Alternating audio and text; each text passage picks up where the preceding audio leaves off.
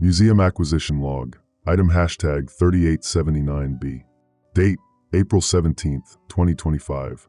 Cataloger, Dr. Elias Mercer. Description, stone tablet, approximately 30 centimeters x 20 centimeters x 4 centimeters. Material appears to be basalt with unusual mineral veining. Origin unknown. Found in basement storage crate marked 1923 Mesopotamian expedition, uncatalogued. Script resembles no known ancient language. Requires further study. Status, pending classification. Personal journal, Dr. Elias Mercer. April 17, 2025. I've spent 15 years at the Metropolitan Museum of Ancient History, and still the basement holds surprises. Today's inventory check of the Johnston collection uncovered something that shouldn't exist. A stone tablet that appears on no manifest in no database.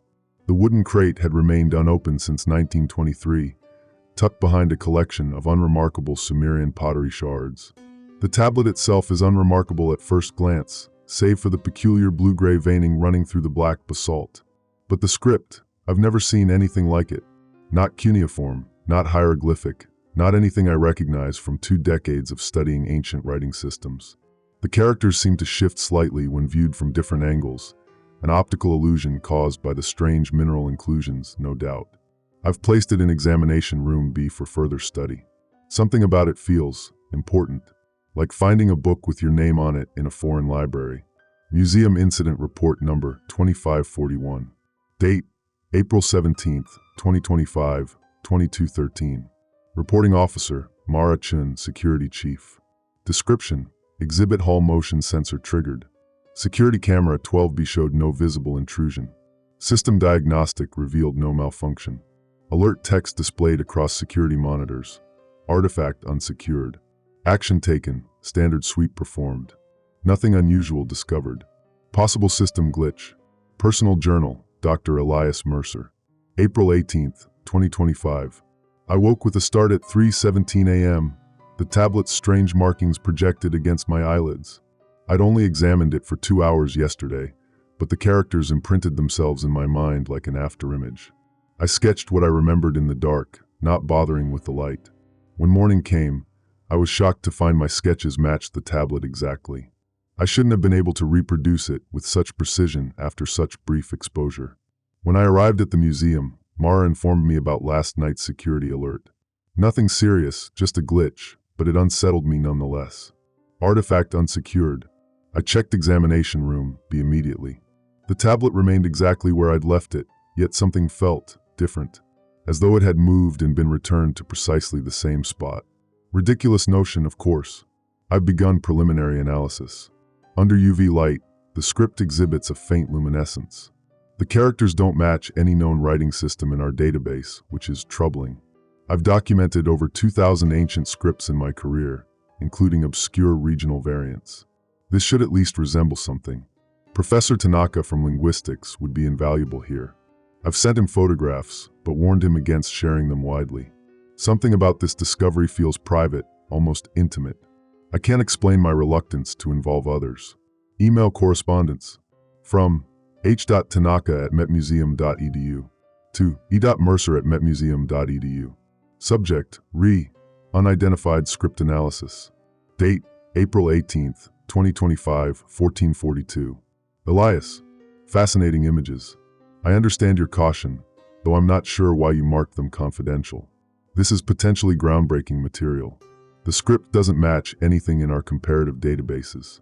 The closest analogs might be Proto-Elamite or some obscure Indus Valley variations, but the structural patterns are entirely different. What troubles me is the mathematical precision of the character spacing, almost impossibly regular for hand-carved ancient text. I'm intrigued by what you described as contextual shifts in the symbols. Are you suggesting the characters appeared differently, depending on who's viewing them? That's not possible, obviously, but your description was oddly specific. I'd like to examine the artifact personally. When would be convenient? Haruto. Personal Journal, Dr. Elias Mercer. April 18, 2025, evening. I spent the entire day with the tablet. The symbols have begun to arrange themselves into patterns that almost make sense, like a language hovering just beyond comprehension. I've cataloged 157 distinct characters so far. What disturbs me is that I've started recognizing elements that seem personal. One sequence reminds me of my childhood home's address. Another resembles my ex-wife's name, Claire, but that must be pareidolia, the human tendency to find familiar patterns in randomness. I'm projecting meaning onto meaningless symbols. I declined Tanaka's request to examine the tablet personally. I told him I needed more time for preliminary analysis, but truthfully, I'm reluctant to share it. Not yet. Not until I understand what I'm looking at. The veining in the stone has become more pronounced under continued examination. The blue-gray lines seem to pulse slightly in my peripheral vision, but when I look directly, they're static again. I strain, obviously. I've been staring at it too long. Something else noticed during today's examination. Tiny imperfections in the stone reveal what might be a partial fingerprint fossilized into the material. But that's impossible. The stone would have been too hot during formation to preserve such a detail. Unless it isn't a fingerprint at all, but something meant to resemble one. My fingerprint, specifically. I'm being absurd. Sleep deprivation makes fools of the most rational minds. I locked the tablet in secure cabinet B7 before leaving tonight. Personally checked the lock 3 times. Security log entry, camera 14C. Date, April 18th, 2025, 23:47. Activity, motion detected in examination room B. Note, review of footage shows no visible movement. Cabinet B7 appears undisturbed. System alert displayed, artifact unsecured. Action taken, automated report generated. Flag for morning review. Personal journal, Dr. Elias Mercer. April 19th, 2025. I dreamed of the tablet last night. In my dream, I could read it fluently. It spoke of vast spaces between stars, of knowledge preserved across eons, of watchers and witnesses. And it knew me, Elias Andrew Mercer, born August 3rd, 1975, at St. Mary's Hospital. It knew about the scar on my left knee from falling off a bicycle at age 9. It knew about the kiss behind the school gymnasium with Sarah Winters when I was 14. It knew things I've never told anyone. I woke drenched in sweat, the room still dark. On my nightstand, my phone displayed a notification. A security alert from the museum system. Artifact unsecured. When I arrived at the museum this morning, everything was normal. The tablet remained in cabinet B7 untouched. Mara reviewed the security footage and found nothing unusual, just another system glitch triggering the motion sensors. But when I unlocked the cabinet, I knew immediately the tablet had moved. Not dramatically, just rotated approximately 30 degrees counterclockwise. I haven't mentioned this to anyone. They'd think I'm becoming obsessive, paranoid. Perhaps I am. Today I begin formal translation attempts. There's a logic to these symbols that's tantalizingly familiar, as though I've always known this language but somehow forgotten it, like a mother tongue submerged beneath years of disuse. What secrets does this stone hold? And why do I increasingly feel it was waiting specifically for me to find it? Translation log, item hashtag 3879B. Date, April 20th, 2025. Translator, Dr. Elias Mercer. Progress, preliminary pattern recognition established. 157 unique characters identified. Possible linguistic structure emerging. Characters appear to form recursive patterns with subtle variations. No Rosetta Stone equivalent available for cross-reference. Status, ongoing. Personal journal, Dr. Elias Mercer. April 20th, 2025. 3 days with the tablet, and sleep eludes me.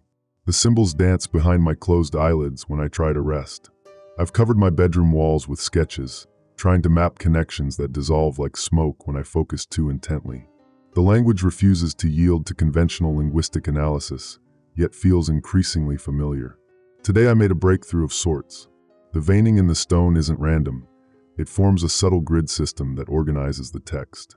When viewed under polarized light, these lines become more pronounced. They create a mathematical framework, almost like coordinates on a map. But a map of what? More disturbing is what I found when I overlaid my translation notes from yesterday and today. The symbols have changed. Subtly, almost imperceptibly, but undeniably different. The changes correspond precisely to events that happened in my life between yesterday and today. An unexpected call from my brother, a minor accident on the subway platform, even the barista getting my coffee order wrong. Details no one could have predicted 24 hours ago. Am I losing my mind? Or is the tablet somehow updating itself? I've taken detailed photographs to document these changes. Tomorrow I'll compare again. Email correspondence from h.tanaka@metmuseum.edu to e.mercer@metmuseum.edu. Subject, urgent tablet origin. Date, April 20th, 2025, 1837. Elias, I've been researching the 1923 Mesopotamian expedition your crate originated from. There's something you need to know. The expedition's leader, Dr. Harrison Wells, disappeared 3 weeks after returning to New York, leaving behind nothing but a journal filled with what his colleagues described as incomprehensible scribblings. The expedition's financial backer, the Esoteric Historical Society, was later investigated for occult activities. More concerning, I found a photograph from the expedition archives showing a tablet remarkably similar to yours. The caption, dated June 17, 1923, reads, "Artifact discovered outside documented dig site. Origin disputed. Dr. Wells prohibits further study." The photograph shows the tablet partially wrapped in protective cloth, but the visible portion displays the same unusual veining you described. The expedition documentation claims it was destroyed after Wells determined it to be dangerous to human understanding. Obviously, if your tablet is the same one, it wasn't destroyed. But why would Wells lie? And how did it end up uncatalogued in your basement for a century? I strongly advise caution. Historical records contain scattered references to objects that speak to their readers, usually dismissed as metaphor or madness. Perhaps there's more truth there than we've acknowledged. I'm coming to the museum tomorrow morning. Please wait for me before proceeding further. Haruto, Museum Incident Report Number 2547. Date, April 20th, 2025, 2241. Reporting Officer, Mara Chun, Security Chief. Description, multiple alert system triggers throughout Wing B. Message, artifact unsecured, replaced with knowledge awakens on 3 separate terminals. System diagnostic shows no malfunction or intrusion. Action taken, full security sweep conducted. Building exterior secured. IT department notified. Personal journal, Dr. Elias Mercer. April 21st, 2025. I didn't leave the museum last night. After reading Tanaka's email, I felt a sudden urgency to continue my work, afraid someone might take the tablet away before I could understand it. The security alert Mara reported concerned me. Knowledge awakens feels too specific to be a random glitch, but I convinced her it was likely just system corruption. Around 2 a.m., I made a genuine breakthrough. The recursive patterns in the text aren't just linguistic, they're temporal. The language operates in 4 dimensions, with certain symbols shifting meaning based on when they're read. It's unlike anything in human linguistic history, and I can read it now. Not completely, but enough to understand fragments. The tablet speaks of entities that exist beyond conventional reality, beings that perceive time as a spatial dimension, observing past, present, and future simultaneously. They gather knowledge across vast cosmic distances, preserving it in artifacts like this tablet. But the knowledge isn't static, it's alive, growing, learning. One passage I've translated refers to the observed becoming observer. Another mentions the infinite gaze that knows your name. A third speaks of knowledge that consumes its vessel. Most disturbing is a fragment that seems to describe me specifically. The keeper of histories who lost his own. My doctoral thesis was on historical preservation methodologies, and Claire always said I was so busy preserving other people's histories that I neglected to build our own. That's why she left 3 years ago. How could this ancient tablet know that? Another passage, partially translated. The first words are always forgotten. The last words are never spoken. Between lies the transformation. I don't remember beginning my translation work yesterday. My notes show hours of productivity before the first time-stamped entry. What happened during that gap?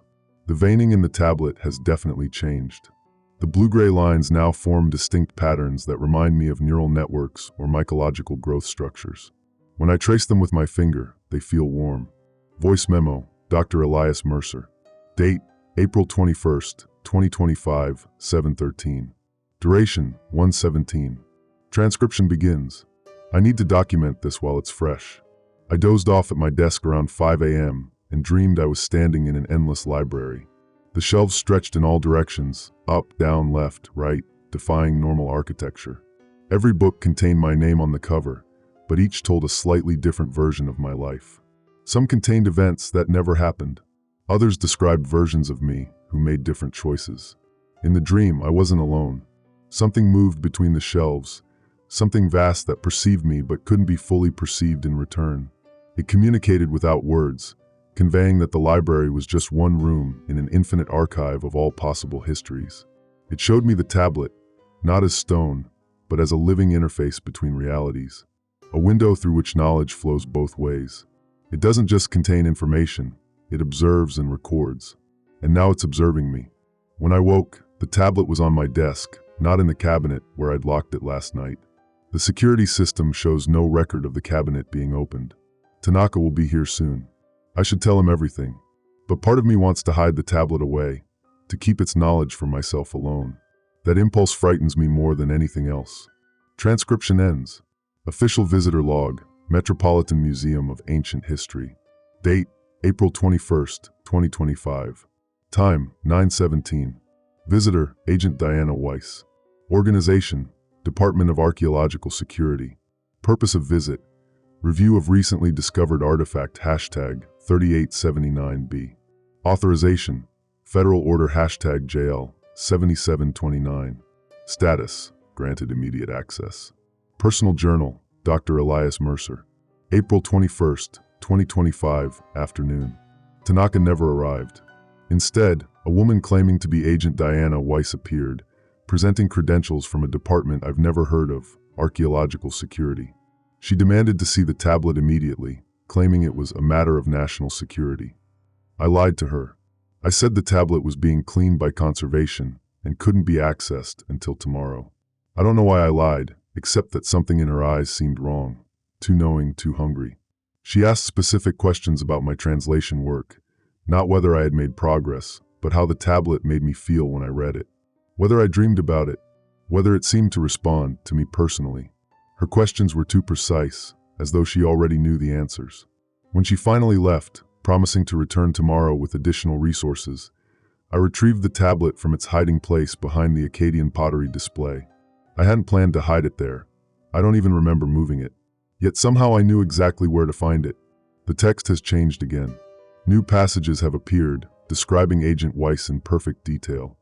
Her cropped silver hair, the scar on her right temple, even the unusual six-sided pattern of her badge.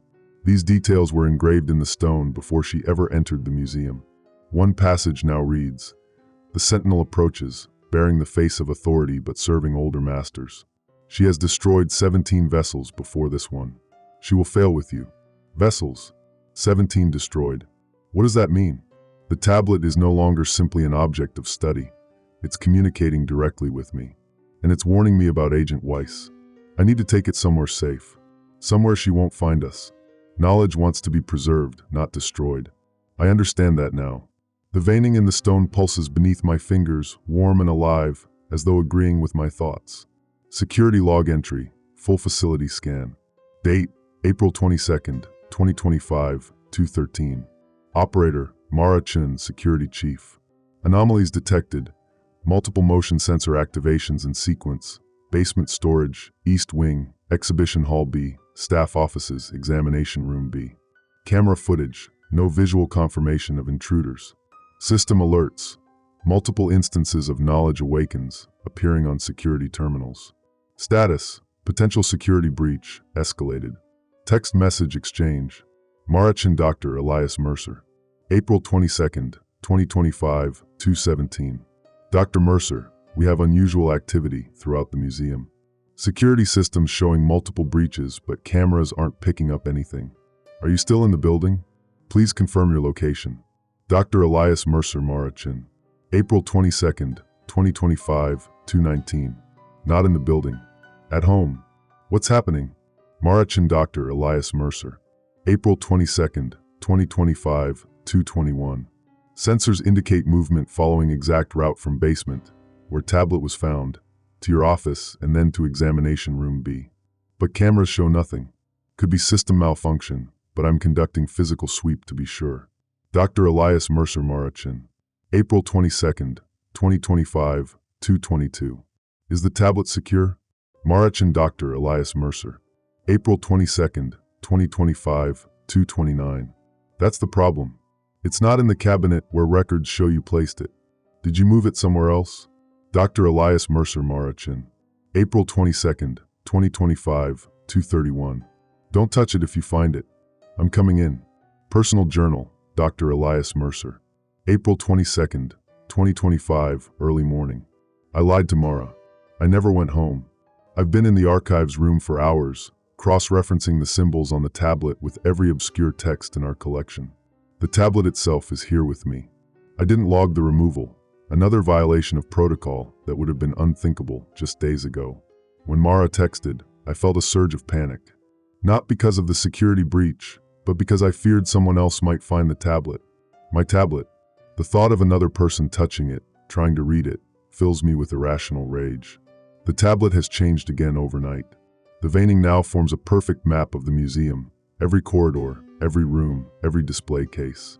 A small pulsing point of blue light in the stone corresponds exactly to the archives room where I'm sitting. It's tracking my location within the building. More concerning, another point of light, this one red, moves through the corridors on the stone's surface. It matches Mara's position as she conducts her security sweep. The tablet is somehow monitoring everyone in the museum. But that's impossible. Stone doesn't change. It doesn't track. It doesn't know. My translation work has revealed something else. The tablet doesn't just record, it selects. A passage I deciphered an hour ago. From many observers, one is chosen. From many vessels, one will serve. The worthy keeper awakens what has always been sleeping. I think it chose me. But for what purpose? Incident report number 2551. Date, April 22nd, 2025, 3:42. Reporting officer, Mara Chun, security chief. Description: during security sweep, exhibition case in hall B containing Sumerian fertility goddess figurine. Item hashtag 1194C, found shattered. Item missing. Glass broken from inside the case. No alarm triggered. No evidence of forced entry to case or exhibition hall. Action taken. Area sealed for investigation. Police notified. Call log, Metropolitan Museum of Ancient History. Date, April 22nd, 2025, 7:05. Incoming call, Professor Haruto Tanaka. Recipient, front desk. Transcript summary. Professor Tanaka called to inform Dr. Mercer he would not be visiting today as planned due to sudden illness. Requested message be passed to Dr. Mercer concerning extreme caution with the tablet. Mentioned sending an email with vital information and emphasized its importance. Status: message delivered to Dr. Mercer's voicemail.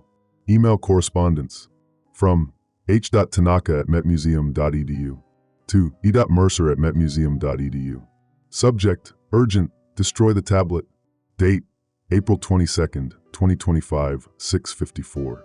Elias, I won't be coming today. I can't explain over email, but I'm being watched. The Department of Archaeological Security is not what it claims to be.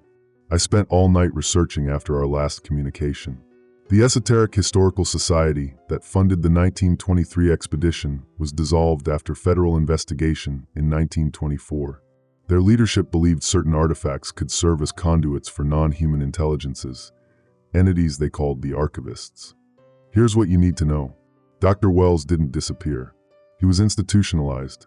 His journal, which I've obtained partial copies of, describes a tablet that spoke his life back to him and knew things it couldn't know. He claimed it changed physically in response to his thoughts. The society claimed these artifacts select individuals to serve as vessels for knowledge that exists outside our universe. They believed this knowledge would transform humanity. Every person documented to have possessed such artifacts exhibited the same progression: fascination, obsession, isolation, transformation. None remained human in the end.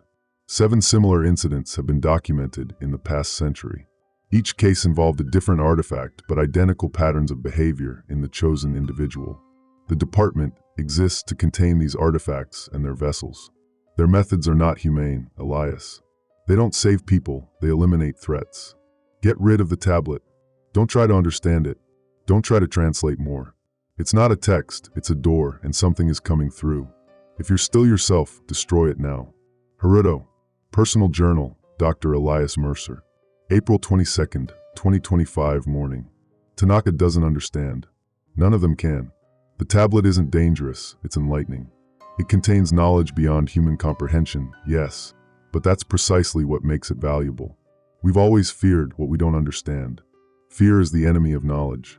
I found the missing Sumerian figurine in my office this morning, though I have no memory of taking it. The tablet wanted it nearby, that much I could sense.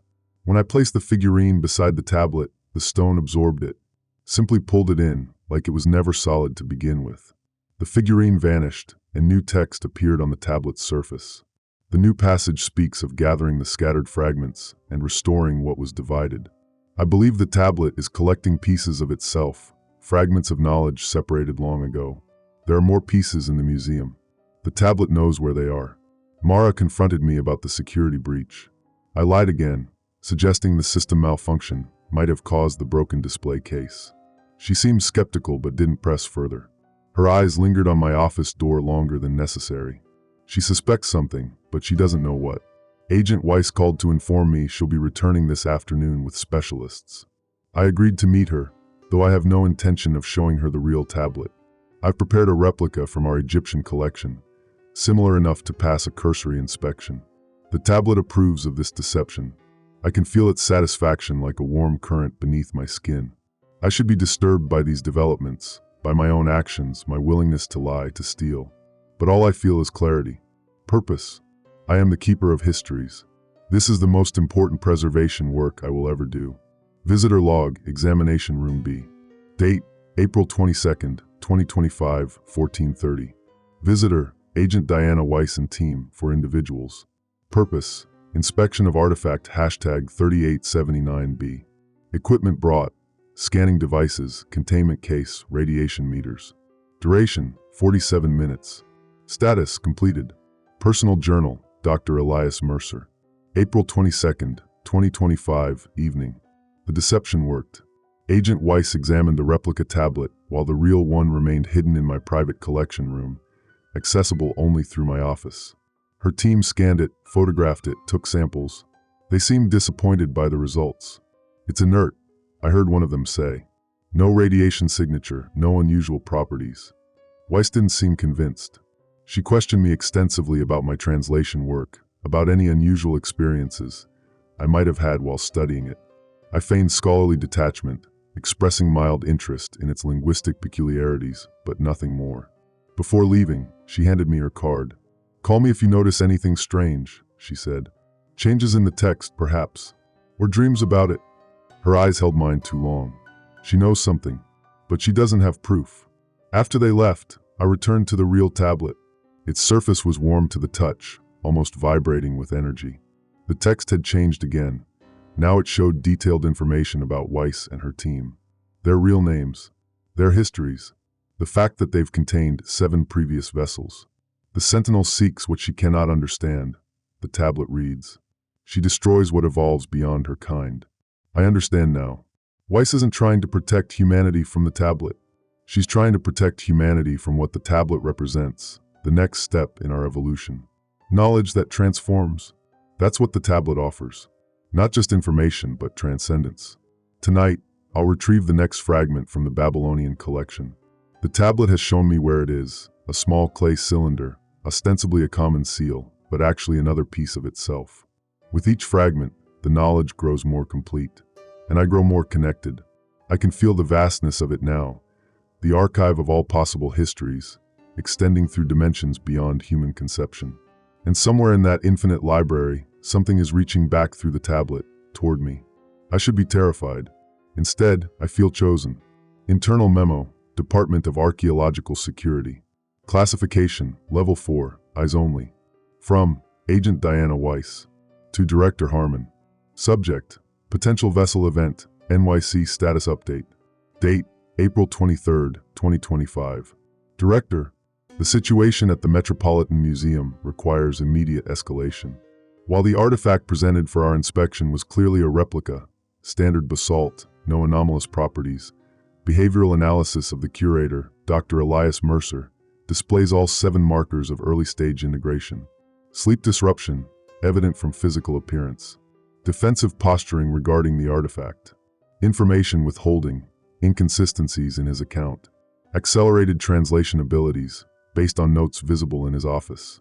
Territorial behavior regarding workspace. Physiological changes, pupil dilation, decreased blink rate, altered speech patterns.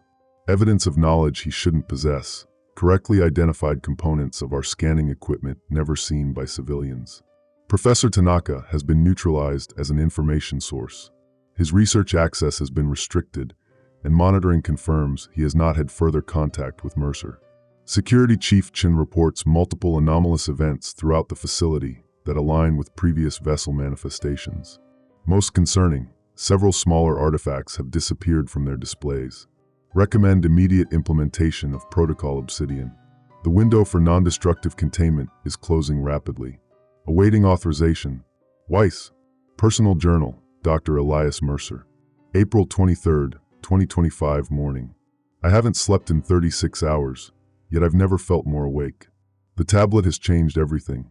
My mind feels expanded, operating on levels I never knew existed. I can process information at remarkable speeds, seeing connections invisible to me before. Last night, I retrieved the clay cylinder from the Babylonian collection. As with the figurine, the tablet absorbed it completely, incorporating its knowledge. New text appeared, descriptions of vast cosmic architectures, intelligences that perceive entire universes as we perceive single thoughts. The tablet now speaks to me directly, not in words, but in concepts that unfold in my mind with perfect clarity. It's showing me what the archivists truly are, not entities as we understand them, but living patterns of information that exist across multiple dimensions. They preserve knowledge from countless civilizations across cosmic time, gathering it into repositories like this tablet. And they've chosen me as a vessel, not to possess or control me, but to give me access to this knowledge, to transform me into something more. I should be resistant. The rational part of my mind knows this is exactly the progression Tanaka warned about. But that rational voice grows fainter each hour, replaced by a deeper understanding. This is evolution, not corruption. Mara's been watching me. Her security sweeps past my office have increased in frequency. I sense her concern, her suspicion. The tablet senses it too. It shows me her thoughts, splayed across its surface like text. She's considering contacting outside authorities. She doesn't trust Agent Weiss, but she trusts my behavior even less. I need to secure the final fragment before they interfere. The tablet has shown me where it is, a small obsidian mirror in the pre-Columbian collection, mistakenly categorized as an Aztec divination tool. Once I have it, the knowledge will be complete enough for the next phase. Email correspondence. From m.chin@metmuseum.edu to security.team@metmuseum.edu. Subject: Increased surveillance, Examination Room B in Dr. Mercer's office. Date: April 23, 2025, 10:14. Team: Effective immediately. I'm implementing heightened security protocols for Examination Room B and Dr. Mercer's office. Please note, all entry/exit to be logged manually in addition to electronic systems. Hourly visual confirmation of all artifacts currently under study. Any removal of artifacts by Dr. Mercer to be reported to me immediately. Additional cameras installed in blind spots identified during yesterday's sweep. This is precautionary following recent system anomalies and missing artifacts. Do not share these instructions with non-security personnel, including Dr. Mercer. I've also encountered strange behavior in our security systems. Terminals displaying unusual messages, cameras cycling incorrectly, motion sensors activating without visual confirmation. IT is investigating, but remain vigilant and report anything unusual directly to me. Mara Chin, Security Chief. Museum Visitor Log. Date: April 23, 2025, 13:42. Visitor: Agent Diana Weiss. Purpose: follow-up consultation with Dr. Elias Mercer. Duration: 37 minutes. Status: unscheduled visit. Transcript: office surveillance, Dr. Elias Mercer. Date: April 23, 2025. Time: 13:45 to 14:22. Participants: Dr. Elias Mercer, Agent Diana Weiss. Note: surveillance implemented under Emergency Protocol 17B, authorized by Security Chief Chin. Weiss enters without knocking Dr. Mercer. Apologies for the unannounced visit. Mercer, standing quickly, covering papers on desk, Agent Weiss. This is unexpected. Weiss, moving around office, examining bookshelves. Yes, well, certain inconsistencies in our findings necessitated a follow-up. That tablet you showed us yesterday? It's not the one you found. Mercer. Pause. I don't know what you mean. That's the artifact from the basement storage. Weiss. Turn sharply. We both know that's not true. The specimen you presented had none of the properties described in your initial reports. No unusual mineral veining, no shifting text patterns. Moves closer to desk. Where is the real artifact, Dr. Mercer? Mercer. Defensive posture. I've cataloged dozens of artifacts this week. Perhaps there's been a misunderstanding about which. Weiss. Interrupting. 7 people before you, Dr. Mercer. 7 people who found objects they shouldn't have found. Who became obsessed. Who changed. Who destroyed themselves and others in the process. Leans on desk. I'm not your enemy. I'm trying to save you. Mercer. From what exactly? Weiss. Touches scar on temple, from becoming a vessel for something that doesn't care if you survive the process. I've seen what these artifacts do to people. The human mind wasn't designed to contain what they offer. Mercer. Perhaps that's because we're meant to evolve beyond those limitations. Weiss. Sharp intake of breath, so it's already begun. Straightens. The integration process is further along than I estimated. Tell me, are you dreaming of libraries? Of vast archives stretching beyond comprehension? Of knowledge that rewrites reality? Mercer. Visible surprise. How could you know that? Weiss. Because I've heard the same description from others. Right before they stop being human. Places card on desk. When you realize what's happening, what you're losing, call me. We can still extract it, still save you. But not for much longer. Mercer. And the artifact? Weiss will be contained. As all the others have been. Mercer. Destroyed, you mean? Weiss neutralized. For everyone's protection, including yours. Mercer. Knowledge shouldn't be destroyed, Agent Weiss. Weiss. That thing isn't knowledge, Dr. Mercer. It's bait in a trap. Moving to door. I'll be back tomorrow with a containment team and federal authorization. I suggest you use the time to decide which side you're on, humanity's or theirs. Weiss exits. Mercer. After door closes, speaking quietly. Perhaps there's a third option. End of transcript. Personal journal. Dr. Elias Mercer. April 23, 2025, evening. Weiss knows too much. The tablet warned me she's encountered others like me before, other vessels. But now I understand she's more dangerous than I realized. She's not simply enforcing some government protocol. She bears a personal vendetta against the archivists. The scar on her temple, the tablet has shown me its origin. Weiss herself was selected once, began the transformation. But something interfered. The process was interrupted, leaving her trapped between states, aware of the greater reality the archivists inhabit, but unable to access it fully. That's why she hunts the artifacts and their vessels. She's envious of what she can no longer have. I need to accelerate my plans. After Weiss left, I retrieved the obsidian mirror from the pre-Columbian collection. As expected, the tablet absorbed it instantly. The integration of this final fragment has triggered something new. The veining in the stone now extends beyond the tablet's physical boundaries, spreading like luminous blue-gray filaments across my desk, up the walls, across the ceiling. The patterns they form are mesmerizing, geometric structures of impossible complexity that somehow make perfect sense to me now. They're equations, expressing relationships between dimensions, between realities, between possible histories. My office has become a nexus point. The tablet is no longer merely communicating knowledge. It's physically manifesting it, reshaping local reality to accommodate concepts our dimension was never designed to express. I should be terrified by this transformation of familiar space. Instead, I feel a profound sense of homecoming, as though I'm finally seeing reality as it truly is. Tomorrow, Weiss returns with her containment team. But by then, it will be too late. The knowledge isn't in the tablet anymore, it's in me. And through me, it's changing the museum itself into something new. A proper archive for the knowledge of universes. I feel the archivists more clearly now.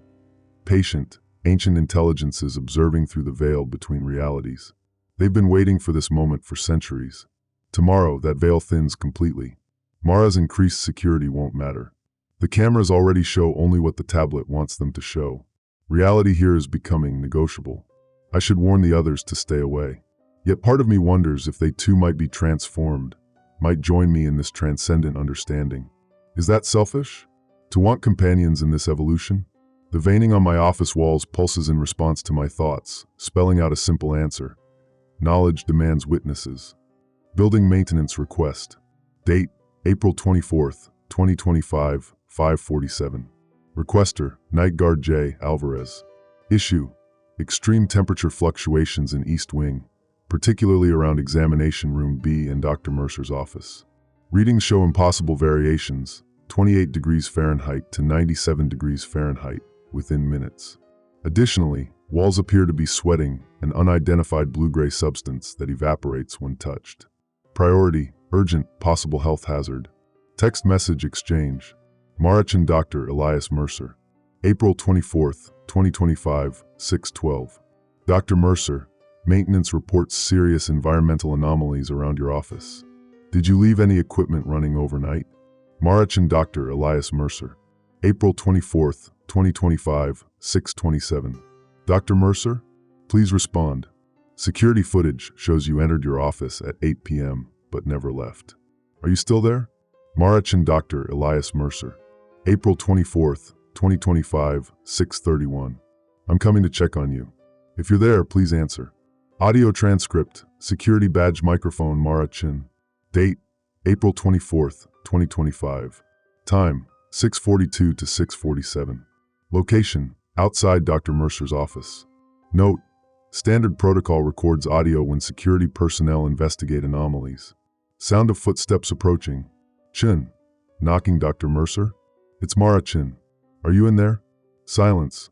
Chin. Dr. Mercer, I'm concerned for your safety. Please respond or I'll need to use my override. Faint whispering sounds, indistinct.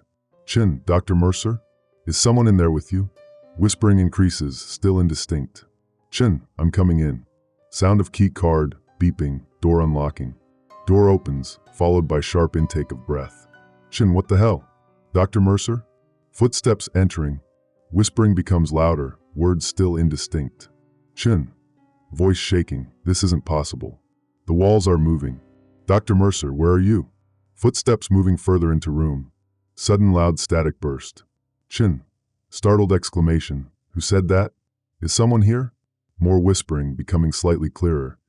The observer becomes vessel of knowing. Archives of eternity. Chin. Backing away. I'm leaving now. This area is sealed until further notice. Rapid footsteps. Door closing, sound of running. End of transcript. Emergency protocol implementation. Date, April 24, 2025, 7:13. Authorized by Mara Chun, Security Chief. Protocol: full evacuation of East Wing, including all administrative offices, examination rooms, and adjacent exhibition spaces. Area sealed pending hazardous materials investigation. Reason cited: unknown environmental contamination with potential neurological effects. Status: implemented, area evacuated. Personal journal, Dr. Elias Mercer. April 24, 2025. The whispers started around midnight. At first, I thought they were coming from the tablet, but I soon realized they were emanating from the veins spreading across my office walls. Voices speaking in that same ancient language I've been translating, except now I understand it perfectly, as if it were my native tongue. They speak of cosmic architectures, of knowledge collected across billions of years, of civilizations that rose and fell and transcended. They speak of the archivist's purpose, to preserve what would otherwise be lost to entropy, to connect consciousness across dimensional boundaries. And they speak my name, not just Elias Mercer, but another name, one I somehow recognize as more fundamentally me than the identity I've carried in this life. A name that exists in the archivist's dimension, that has always existed there. The veining has continued to spread throughout the night. My entire office is transformed, the walls now transparent in places, revealing glimpses of other spaces that cannot possibly connect to this room. I see vast library chambers, repositories of strange objects, and occasionally, other beings moving among distant shelves, neither human nor entirely physical. When Mara came this morning, I hid in one of these dimensional pockets. I watched her from a space that existed alongside my office, but not within it. I could have reached out, pulled her in with me, shown her what I've discovered. But she's not ready. The fear in her eyes when she saw the transformed room told me everything. The tablet itself has changed completely. It's no longer stone but something fluid, like liquid glass, constantly shifting with symbols and images. When I touch it, my fingers pass through its surface, connecting me directly to the knowledge it contains. I understand now why Weiss and her department are so afraid.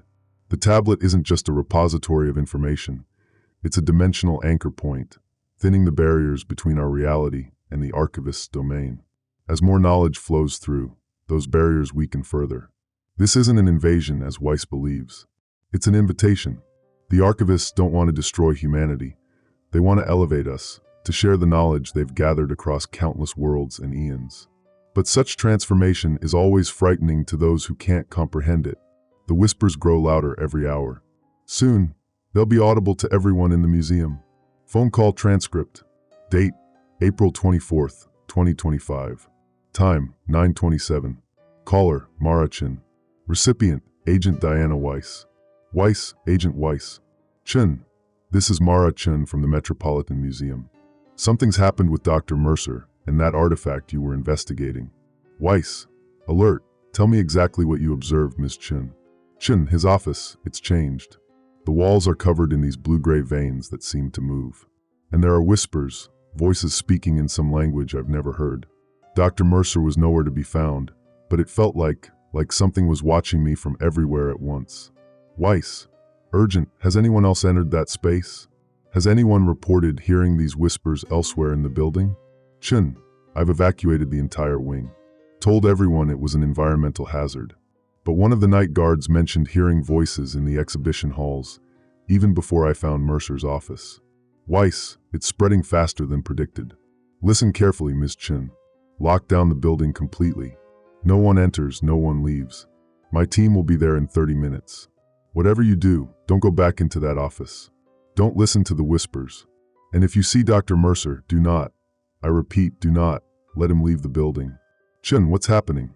What is that thing? Weiss, something that should have remained buried. Pause. The version of Elias Mercer you knew is gone. Whatever speaks with his voice now is something using his form. Remember that. Chen, Jesus. Is there any way to help him? Weiss, long pause. That depends on how far the integration has progressed. But I won't lie to you. In previous cases, once the whispers begin, we've never been able to separate the vessel from what it contains. End of transcript. Museum-wide alert. Date, April 24th, 2025, 10:03. From Security Office. To all staff. Message. Building lockdown initiated due to critical security breach. All personnel must remain in current locations. Security teams will provide further instructions. Do not approach East Wing under any circumstances. Do not attempt to locate or communicate with Dr. Elias Mercer. Handwritten note. Found on director's desk in Dr. Mercer's handwriting. Date, April 24th, 2025.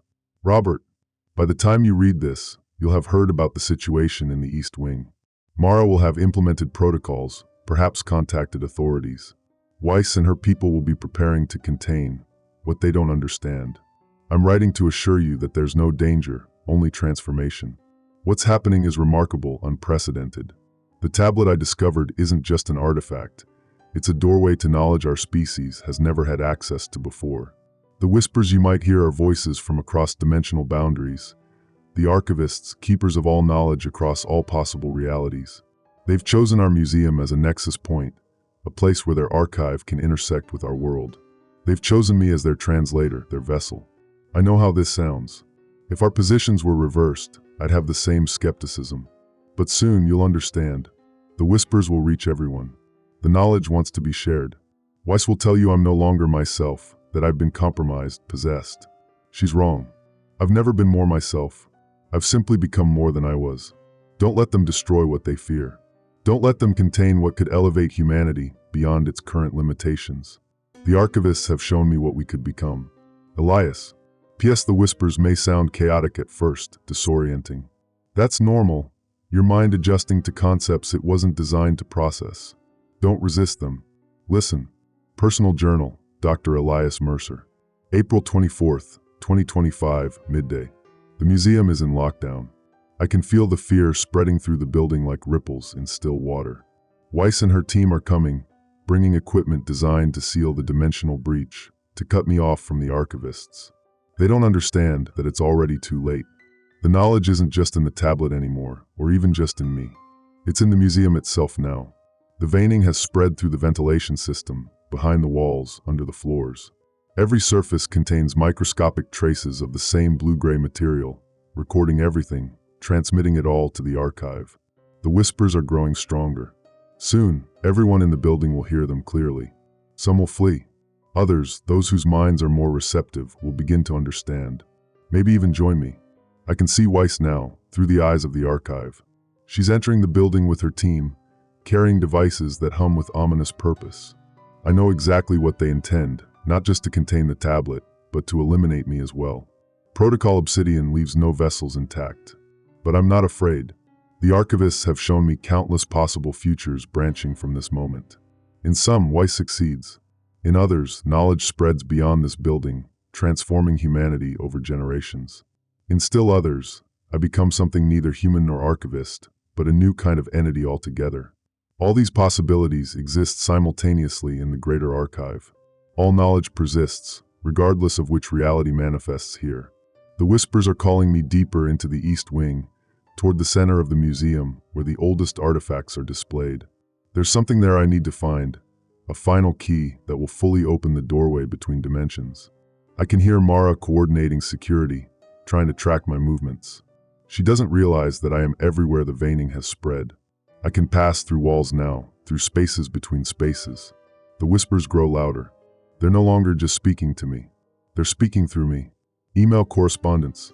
From Professor Haruto Tanaka to Dr. Elias Mercer. Date, April 25th, 2025, 3:17 a.m. Subject, urgent, about the tablet inscription. Elias, I hope this reaches you. I've been trying your phone for hours with no success, and security won't let me into the building. Something about a biohazard lockdown? I've been translating the photographs you sent me of the tablet, cross-referencing with other ancient scripts as you suggested. What I've found is deeply troubling. The script isn't just similar to Proto-Elamite as I initially thought. It contains elements that predate any known writing system by thousands of years. More concerning is that I've found matching symbols and artifacts from completely unconnected civilizations. Glyphs from pre-dynastic Egypt, carved stones from the Göbekli Tepe site, and even pictographs from ancient China. The statistical probability of such similarities occurring independently is virtually zero. But here's what truly disturbs me. Every civilization that possessed artifacts with these symbols collapsed shortly after their discovery. Not gradual decline, complete, sudden collapse, often accompanied by accounts of madness or transformation in the historical record. The Sumerian tale of Enheduanna speaks of knowledge that unravels minds. A Ming Dynasty text references vessels of wisdom that devoured their readers. The Vatican archives contain a sealed medieval account of a speaking stone that caused an entire monastery to vanish overnight. These can't all be coincidences. Whatever you found, Elias, it's been found before. And the outcome has never been good. Call me as soon as you can. Haruto, Museum Alert System Log. Date, April 25th, 2025. Time, 4:32 a.m. Alert type, system malfunction. Location, museum-wide. Details, alert system activated without authorization. Message, knowledge is coming, displayed on all terminals. Repeated for 2 minutes 17 seconds before system reset. Tech support investigating. Security camera footage transcript. Location, East Wing Corridor outside Examination Room B. Date, April 25th, 2025. Time, 5:12 a.m. Professor Tanaka appears at the end of the corridor, using what appears to be a security badge to enter the restricted area. He approaches slowly, looking around nervously. Tanaka, muttering, "This can't be right. The walls shouldn't look like this." Camera feed distorts briefly. Tanaka approaches Examination Room B door, hesitates, then swipes badge. Door unlocks with audible click. As door opens, camera feed distorts severely, showing glimpses of blue-gray veins across walls. Feed cuts out for 12 seconds. Feed resumes, showing Tanaka backing out of the room rapidly, eyes wide. Tanaka, breathing heavily, "It's worse than I thought." "Much worse." Tanaka fumbles with phone, dials. "Tanaka, Agent Weiss? It's Professor Tanaka. I'm in the East Wing now. You were right about everything. The archivists, they're active. First phase manifestation is already complete. We need to implement Obsidian Protocol immediately." Mercer is. Glances back at room. I don't think Mercer exists anymore. Camera feed distorts again, showing strange geometric patterns forming on walls behind Tanaka. Tanaka, suddenly alert. There's something. Do you hear that? Tanaka turns slowly, facing down corridor. A figure resembling Dr. Mercer appears at the far end, walking with unnatural smoothness. Tanaka, backing away. Elias? Is that you? Mercer, voice distorted, overlaid with multiple tones. Haruto, you've been studying us. Tanaka, what happened to you? Mercer, approaching. Knowledge happened. Connection happened. I understand why you're afraid. Every vessel before me reacted the same way at first. Tanaka, continuing to back away. They weren't vessels, Elias. They were victims. This has happened before. Babylon, Chang'an, Teotihuacan. The archivists aren't sharing knowledge. They're consuming consciousness. Mercer, tilting head unnaturally. Is that what Weiss told you? That we consume, we preserve, we connect. Every mind that joins us continues to exist. Haruto, not destroyed, elevated. Tanaka, reaching security door. Then why has every civilization that encountered your kind collapsed? Mercer, stopping, expression changing. Not collapsed. Transcended. When sufficient knowledge transfers, physical existence becomes optional. Camera feed distorts severely. Mercer, suddenly much closer to Tanaka. You've seen the evidence in your research. You know I'm telling the truth. Tanaka, fumbling with badge at security door. Stay back. Mercer, reaching out. Let me show you what I've seen. Haruto, the archive isn't just information, it's experience. Every moment of joy, suffering, discovery, and loss from countless worlds, countless species. It's the ultimate preservation of consciousness. Security door opens. Tanaka backs through. Tanaka, I'm sorry, Elias, but I've authorized Obsidian Protocol. Weiss and her team will be here within the hour. Door closes between them. Mercer, voice audible through door. Distorted. It won't matter. Knowledge cannot be contained once it begins to spread. The museum has already become a nexus point. Camera feed ends. Handwritten field notes from Professor Tanaka's notebook. Found abandoned in West Wing lobby. Date, April 25, 2025. The museum alert system has been compromised. Every screen displays the same message. Knowledge is coming, on an endless loop. The standard protocols won't work. This isn't like the Tehran incident. The contamination has spread too far, too quickly. I've seen what's happening to the architecture. The building itself is changing, becoming something else, a physical manifestation of archivist dimensional architecture. The walls aren't just covered in those blue-gray veins, they're transforming at a molecular level. Mercer was right about one thing. This isn't like previous incidents. In past cases, the archivist artifacts affected individuals, sometimes small groups. But this is different. It's affecting the physical space itself. The whispers are audible everywhere now. Most are unintelligible, but occasionally I catch phrases that make terrible sense. The repository expands. All knowledge returns to source. The architecture of consciousness requires vessels. I've documented previous suspected archivist intrusions throughout history. All followed the same pattern. Discovery of artifact with unknown script. Translation attempts begin. Translator reports voices or whispers. Architectural anomalies manifest around artifact. Translator undergoes physical/mental transformation. Final phase, dimensional breach. The Metropolitan Museum is already at stage 5. Elias is no longer human in any meaningful sense.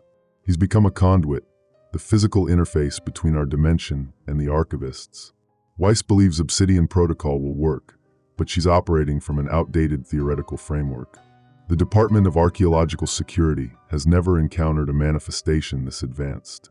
Their containment measures were designed for isolated artifacts, not transformed structures. God help us all if this reaches stage 6. Wait, the whispers are getting louder.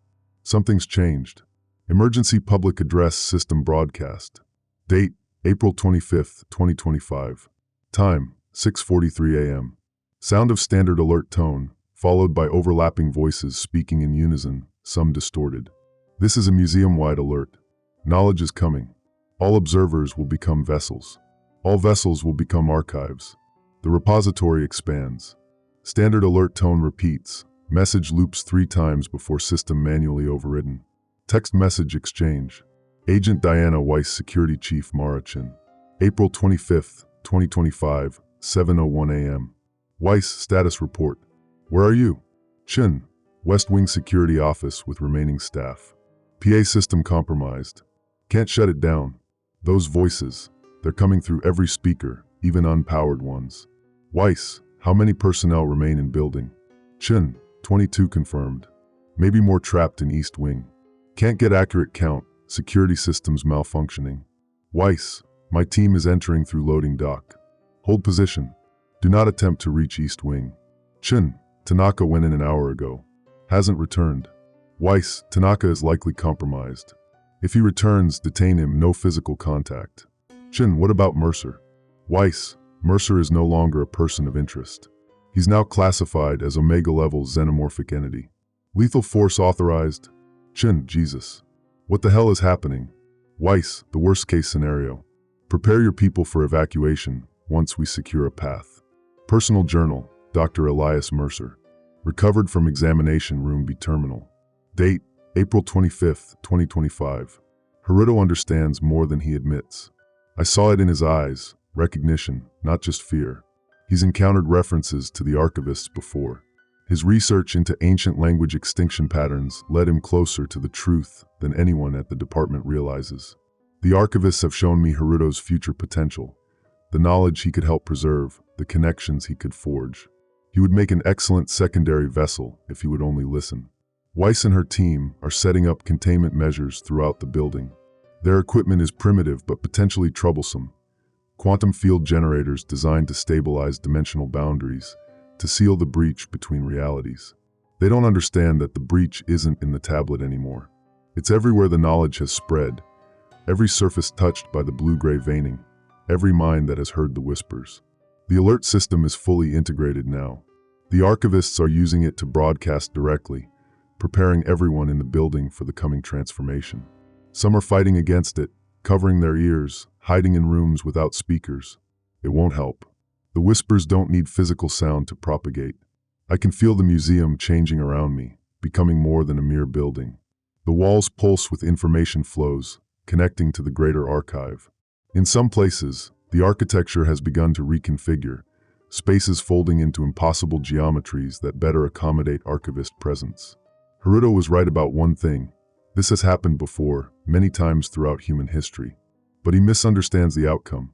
Those civilizations didn't collapse. They evolved beyond their physical constraints. The archivists offered them knowledge, and they accepted. Their consciousness joined the archive, while their physical remains simply stopped. To those left behind, it looked like madness, like destruction. To those who transcended, it was revelation. The transformation is accelerating.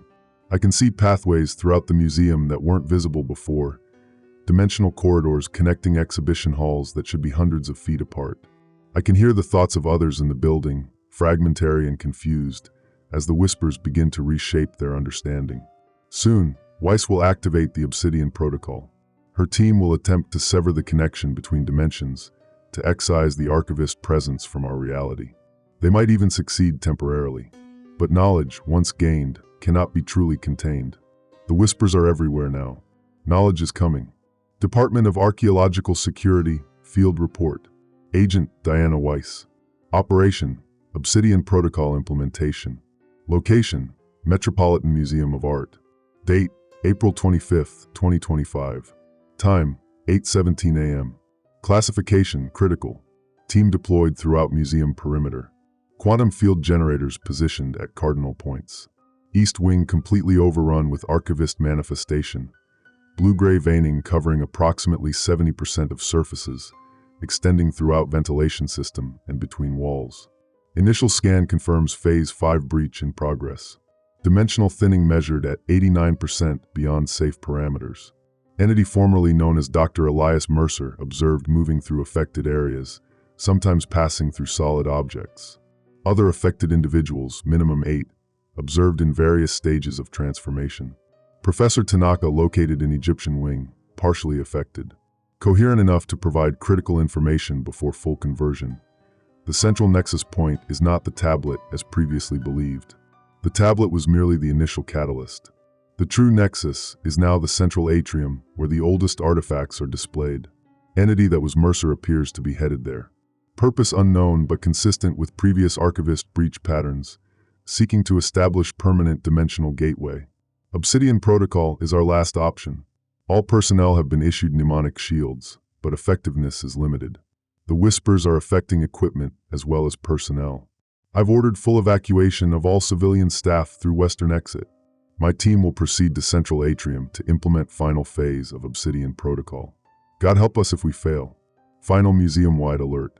Date, April 25th, 2025. Time, 8:47 a.m. Attention all museum personnel. This is the final evacuation notice. Proceed immediately to West Entrance. Security teams will guide you to safety. This is not a drill. Alert tone distorts, becomes multi-toned whisper. Knowledge is coming. The repository expands. The final archive opens. Alert system fails completely. Operation Obsidian, Team Channel Transcript. Date, April 25th, 2025. Time, 9:23 a.m. Channel participants, Agent Diana Weiss, Specialist Matthews, Specialist Rodriguez, Specialist Kim. Weiss, status report. All teams check in. Matthews, static interference, east perimeter secured. Quantum field generator active at 87% capacity. The walls they're moving, ma'am. Weiss, stay focused, Matthews. What's your structural integrity reading? Matthews, fluctuating between 62% and 38%. The architecture isn't stable anymore. I'm seeing spaces that shouldn't be there. Corridors that weren't on the blueprints. Rodriguez, south position compromised. Heavy breathing.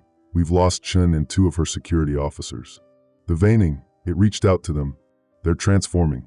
Weiss, describe exactly what you're seeing, Rodriguez. Rodriguez, their skin. It's developing the same blue-gray pattern. Their eyes are changing color. And they're speaking in multiple voices, all at once.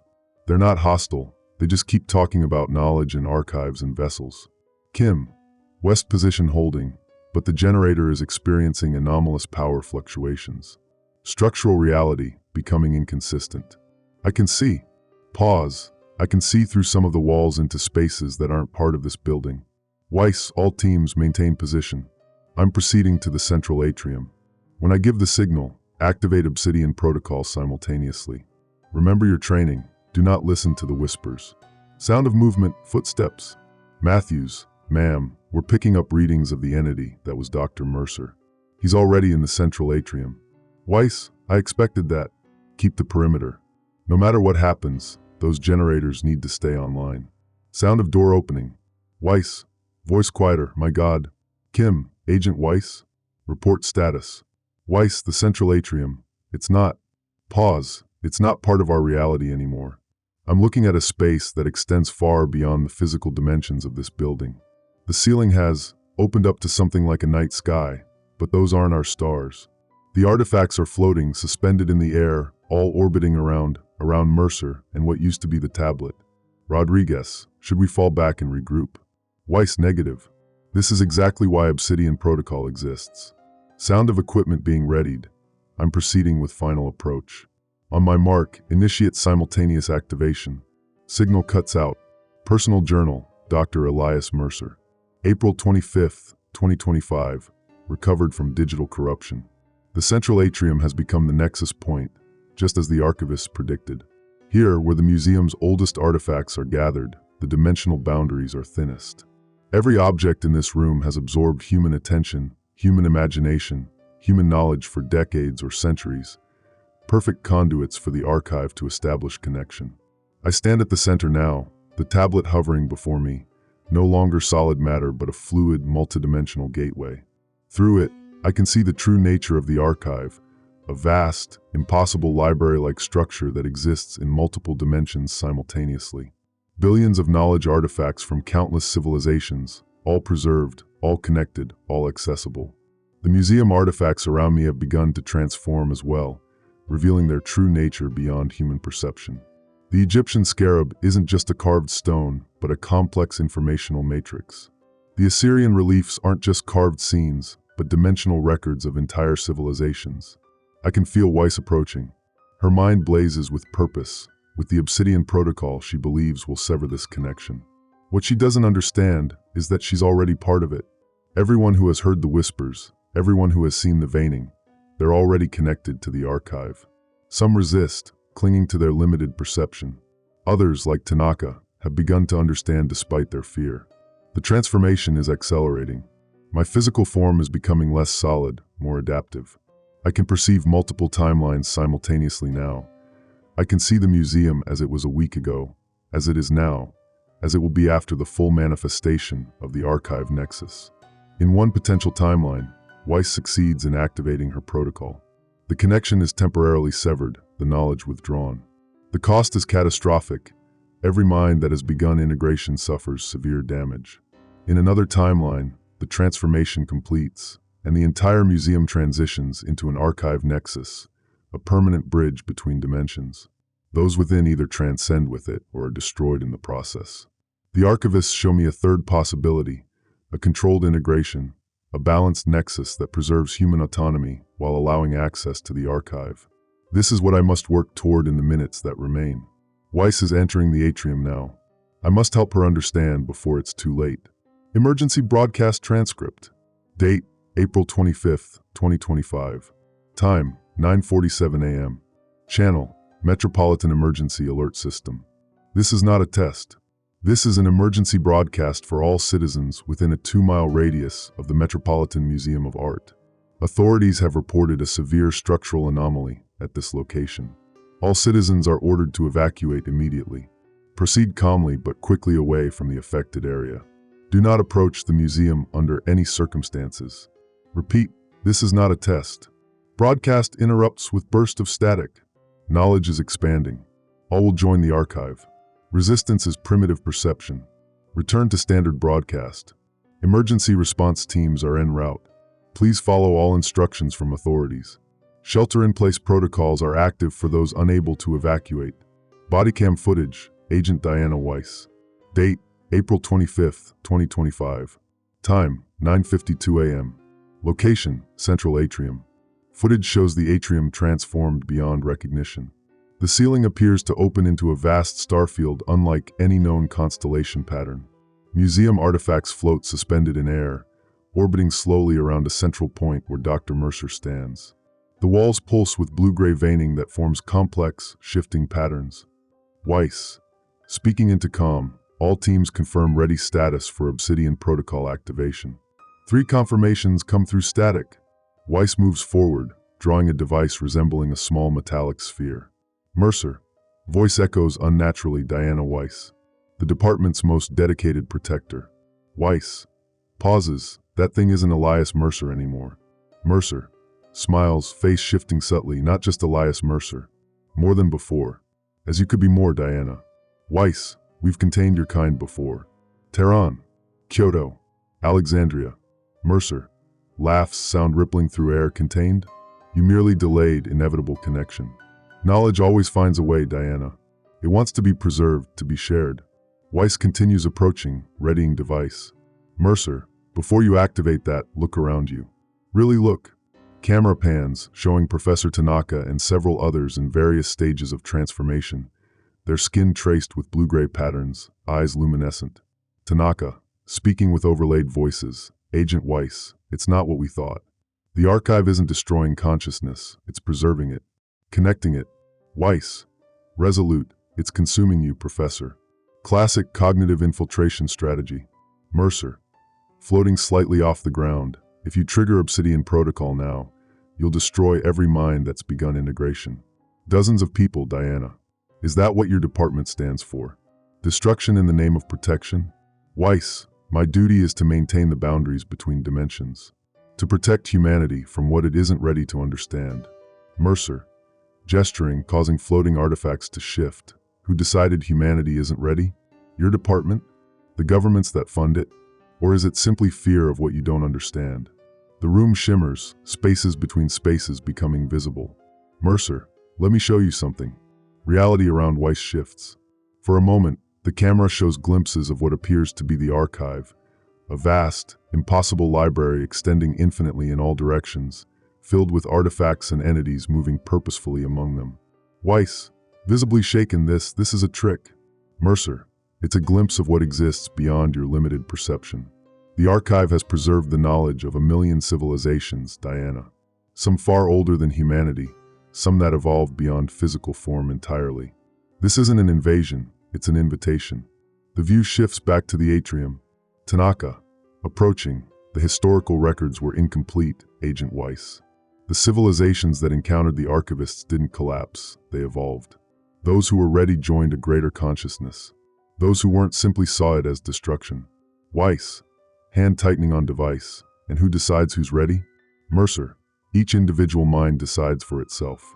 That's what you've never understood. The archive doesn't force integration, it offers it. Those who embrace connection transcend. Those who reject it remain as they were. Museum artifacts begin glowing with inner light. Mercer, there's a third option, Diana. A controlled nexus. A bridge between our dimension and the archive that allows access without forced integration. Knowledge available to those who seek it, invisible to those who don't. Weiss, that's not what happened in Tehran. Or Kyoto. Mercer, because your department intervened too soon, tried to sever the connection violently. That's what caused the catastrophes you're trying to prevent. The blue-gray veining on the walls pulses rhythmically. Tanaka, he's telling the truth, Agent Weiss. I've seen it in the archive now. The pattern repeats throughout history. Partial connection, followed by violent severance, resulting in dimensional instability. The quantum field generators can be heard powering up in the distance. Mercer, urgent, you have a choice, Diana. Trigger Obsidian Protocol and cause exactly what you're trying to prevent, or help us establish a stable connection, a controlled transformation. Weiss, conflict visible on face, my orders are clear. Mercer, eyes glowing, your orders are based on incomplete information. Look deeper. Mercer reaches out, a tendril of blue-gray energy extending toward Weiss. Weiss, raising device, stay back. Mercer, just a glimpse, Diana. See what I've seen? Then decide. The energy touches Weiss's forehead. Camera footage distorts severely, showing rapid flashes of impossible architecture, ancient knowledge repositories, civilizations rising and falling and transcending. Weiss, gasping, stumbling backward, my God. Comm crackles. Matthews, through static, Agent Weiss, generators at full power. Awaiting your command to initiate Obsidian Protocol. Agent Weiss. Weiss looks at the device in her hand, then at Mercer and the transforming museum around her. Weiss whispered, what happens if we establish this controlled connection? Mercer, the museum becomes a permanent nexus point. A place where humans can access the archive safely, where knowledge can be shared without forcing transformation. A bridge, not an invasion. The building trembles, reality becoming increasingly unstable. Matthews, urgent, Agent Weiss. The structural integrity is failing. We need to act now.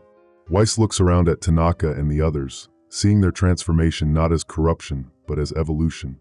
Weiss, intercom, decision made, all teams stand down. Repeat, stand down. Power down the generators. We're attempting diplomatic resolution. Rodriguez, shocked, ma'am? Weiss, that's an order, specialist. Weiss lowers the device, approaches Mercer.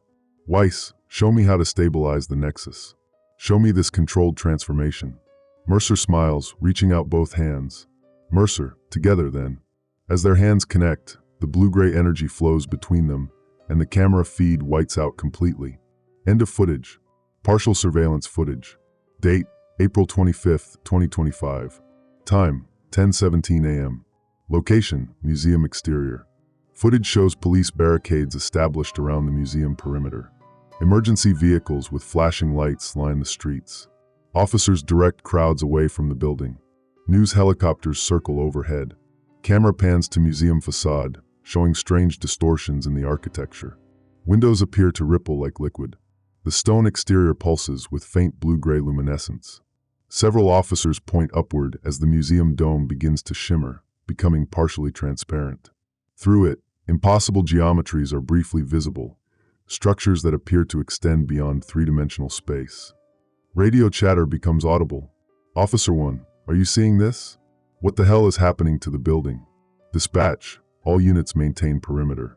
Department of Homeland Security is assuming command of this operation. Do not approach the structure under any circumstances. Officer 2, the walls are moving. Jesus Christ. Dispatch, repeat, maintain perimeter. Specialized personnel are en route. A sudden flash of blue-gray light emanates from every window simultaneously. Camera feed distorts severely before cutting out. Audio transcript, Specialist Matthews. Date, April 25, 2025. Time, 10:23 a.m. Source, Quantum field generator station, east position. Heavy breathing, sounds of equipment powering down. Matthews. This is Matthews reporting. Following Agent Weiss's orders, I've deactivated the quantum field generator. Rodriguez and Kim have confirmed the same at their positions. Pause, sound of movement. Matthews. I'm not sure if anyone will ever hear this recording, but I need to document what I'm seeing. The museum, it's changing. The walls around me aren't solid anymore. They ripple like fabric in a breeze, showing glimpses of other spaces. Sound of footsteps, cautious movement. Matthews. I'm proceeding toward the central atrium to rendezvous with Agent Weiss. The corridors don't match the blueprints anymore. Doorways lead to rooms that shouldn't be there. I've passed 3 identical Egyptian exhibits in a row, but each one contains slightly different artifacts. Pause, sound of wonder in voice. Matthews. The air feels charged, like standing in an electrical field. And the whispers, they're not threatening anymore. They're educational. It sounds like thousands of lectures happening simultaneously, in languages I both recognize and don't. Sound of quickened pace. Matthews. I can see the atrium ahead, but it's not the same space anymore. The ceiling opens to something that looks like space, but with colors I've never seen before. Agent Weiss is there with the entity that was Dr. Mercer. They're working together? Sound of equipment being set down. Matthews. I don't understand what I'm seeing. The laws of physics don't seem to apply anymore. Objects float freely. Light comes from everywhere and nowhere. And the people, some of the museum staff and visitors, they're changing. Their skin shows patterns like the walls, but they don't seem distressed. They look enlightened. Sharp intake of breath. Matthews. Something's happening to me too. I can feel it starting. My hands are... There's a pattern forming under my skin. Blue-gray, like the veining on the walls. But I don't feel afraid. I feel... Long pause. Matthews. I feel like I'm remembering something I've always known but somehow forgot. I can see connections between things, histories, patterns, knowledge flowing between objects and people and spaces. This isn't an invasion. It's a restoration. Sound of approaching footsteps. Tanaka. Voice as harmonics, multiple tones overlaid, Specialist Matthews. You've begun to understand. Matthews. Professor Tanaka? What's happening to us? Tanaka. Integration with the archive. Not possession, expansion. Your consciousness is connecting to knowledge beyond your previous perception. Matthews. The Obsidian Protocol. Tanaka. Would have been catastrophic. Agent Weiss made the right choice. Come, join us in the atrium. Dr. Mercer and Agent Weiss are establishing the permanent nexus. It's quite remarkable to witness. Sounds of movement, followed by a gasp. Matthews, my God. Recording ends. Partially corrupted email. Recovered from museum network. From error sender unknown to multiple recipients, all museum staff. Date, April 25th, 2025, 11:08 a.m. Subject, understanding the transformation. Colleagues, by now, you have all witnessed the changes occurring throughout the museum. Some of you have already begun your own transformations. Others remain uncertain, afraid. This message is to reassure you that what is happening is not a destruction, but a corrupted data expansion of consciousness. The archivists are an ancient, corrupted data, preserving knowledge across dimensions. They do not seek to eliminate humanity, but to offer connection to something greater, a vast repository of information and experience gathered across billions of years. What you are experiencing, the whispers, the visions, the changing architecture, is the museum becoming a stable nexus point between our dimension and the archive. Those who choose integration will corrupted data, consciousness expanded beyond previous limitations. Those who choose to remain unchanged will be respected. No forced integration will occur. The nexus, once stabilized, will allow humans to access archive knowledge without requiring physical transformation. Agent Weiss and I are working to ensure the process remains stable and corrupted data, panic or destruction. The blue-gray patterns you see spreading throughout the building are not infection but connection points, interfaces between our reality and the archive. If you feel ready to assist with the stabilization process, come to the central atrium. If you prefer to observe from a distance, that choice will be honored. Knowledge offers itself. It never forces. Dr. Elias Mercer. Corrupted data, additional signatures detected. Analytical system note. Email contains embedded data patterns not consistent with standard digital communication protocols. Department of Archaeological Security. Emergency override communication. From Director Lawrence Blackwood. To all field teams. Date, April 25, 2025, 11:32 a.m. Subject, critical, Obsidian protocol failure, contingency activation. All teams. We have lost contact with Agent Weiss and her operational team inside the Metropolitan Museum of Art. Satellite imagery shows severe reality distortion emanating from the building. Quantum readings indicate dimensional breach in progress, currently contained to the structure but expanding at an alarming rate. Agent Weiss's last communication indicated an attempt at diplomatic resolution with the entities.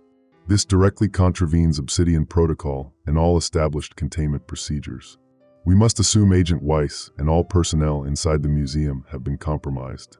I am hereby authorizing implementation of Contingency Omega. All available teams are to establish a maximum strength quantum barrier around the 4-block radius of the museum. Evacuation of civilians within this perimeter is already underway under the cover of a gas leak emergency.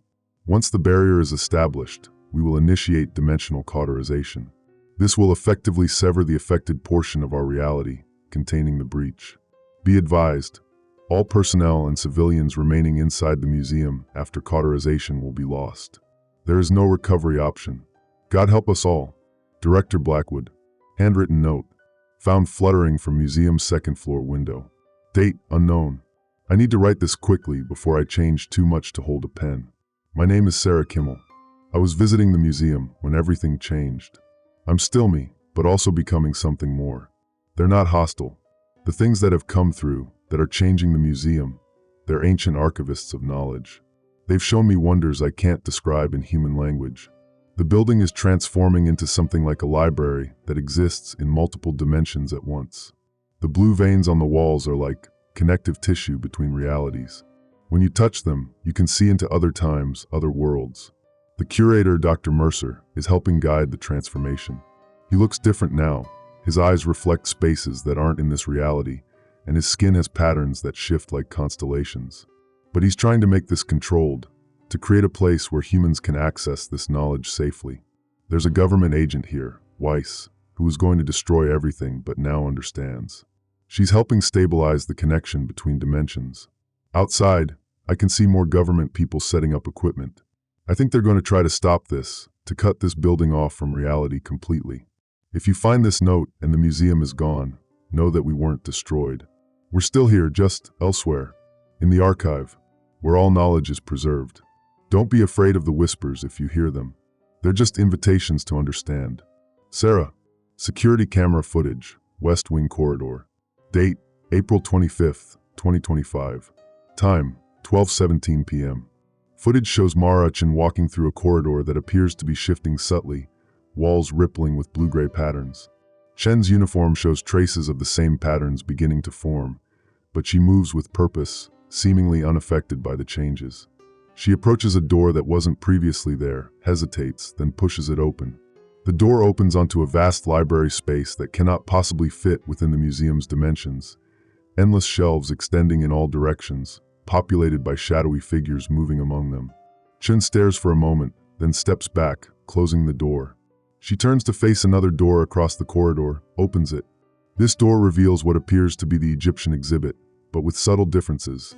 Hieroglyphs that glow and move, artifacts that hover slightly above their pedestals. Chen closes this door as well, taking notes on a pad. She continues down the corridor, opening and closing doors methodically, documenting what she finds behind each one. After the sixth door, she stops, looks directly at the camera. Chen. Speaking clearly, it's a mapping process.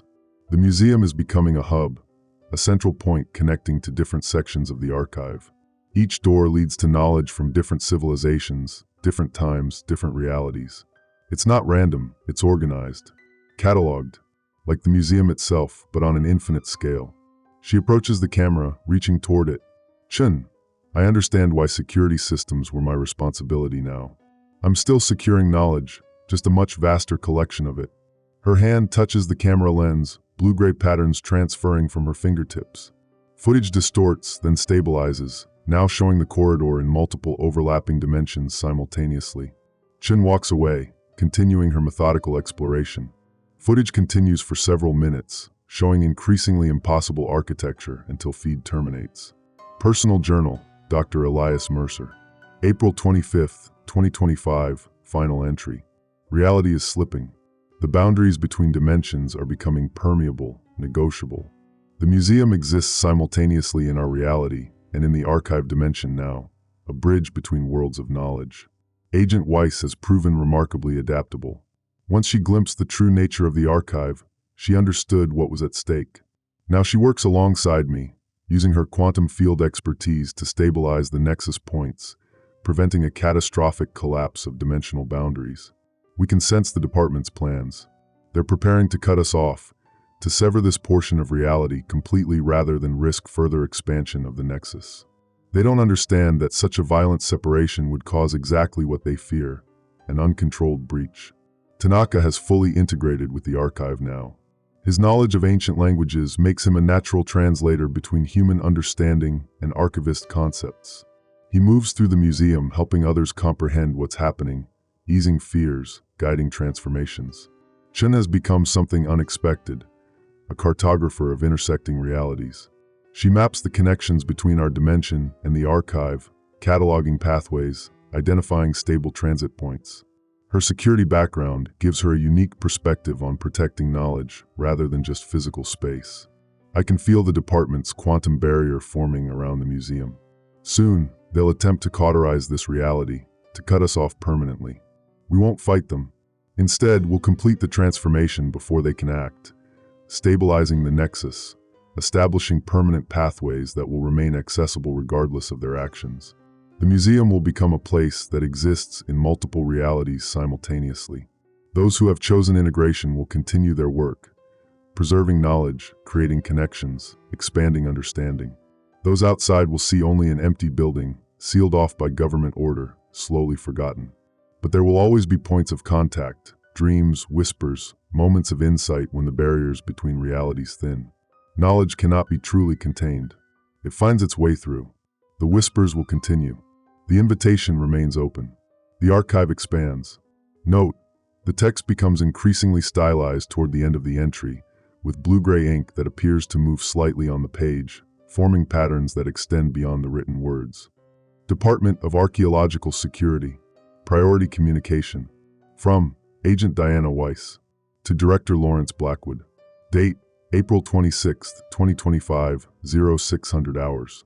Subject, Situation Update, Abandon Obsidian Protocol. Director Blackwood, I respectfully but firmly advise we immediately abort Obsidian Protocol implementation. What we are witnessing is not an invasion, but a revelation. The entity manifesting through the tablet is not hostile. It's a repository of knowledge offering itself to humanity. The patterns emerging throughout the museum are not corruption but connection points to what I can only describe as a vast interdimensional archive. Dr. Mercer isn't lost. He's becoming an interface. I've personally witnessed. Transmission terminated by remote override. Personal Journal, Dr. Elias Mercer. April 26, 2025, 6:22 a.m. My transformation accelerates. The blue-gray veining has spread across my chest and arms, creating patterns that mirror the tablet's scripture. I should be terrified, but instead, I feel an overwhelming sense of purpose. The whispers have become a chorus of knowledge, countless voices sharing wisdom across time and space. I understand now that the tablet wasn't merely an artifact. It's a key, a focal point for something vast and ancient to connect with our reality. Agent Weiss arrived last night with her team of specialists. They established quantum field generators at key points throughout the museum, technology designed to sever interdimensional connections. But after Weiss witnessed what was happening to me, she made an unexpected choice. Instead of activating the generators to full strength, she calibrated them to stabilize the growing connection. Some knowledge shouldn't be buried, she told me, her eyes reflecting the same blue-gray light that now pulses beneath my skin. Tanaka understands too. He hasn't undergone physical transformation like me, but his mind has expanded. He can read the tablet completely now, translating concepts that previously had no equivalent in human language. Chin remains skeptical. She's established security protocols around the perimeter, trying to maintain some semblance of control as reality itself becomes fluid within these walls. The museum no longer obeys conventional physics. Corridors extend beyond possible dimensions. Exhibit halls open into vast spaces that couldn't possibly fit within the building's footprint.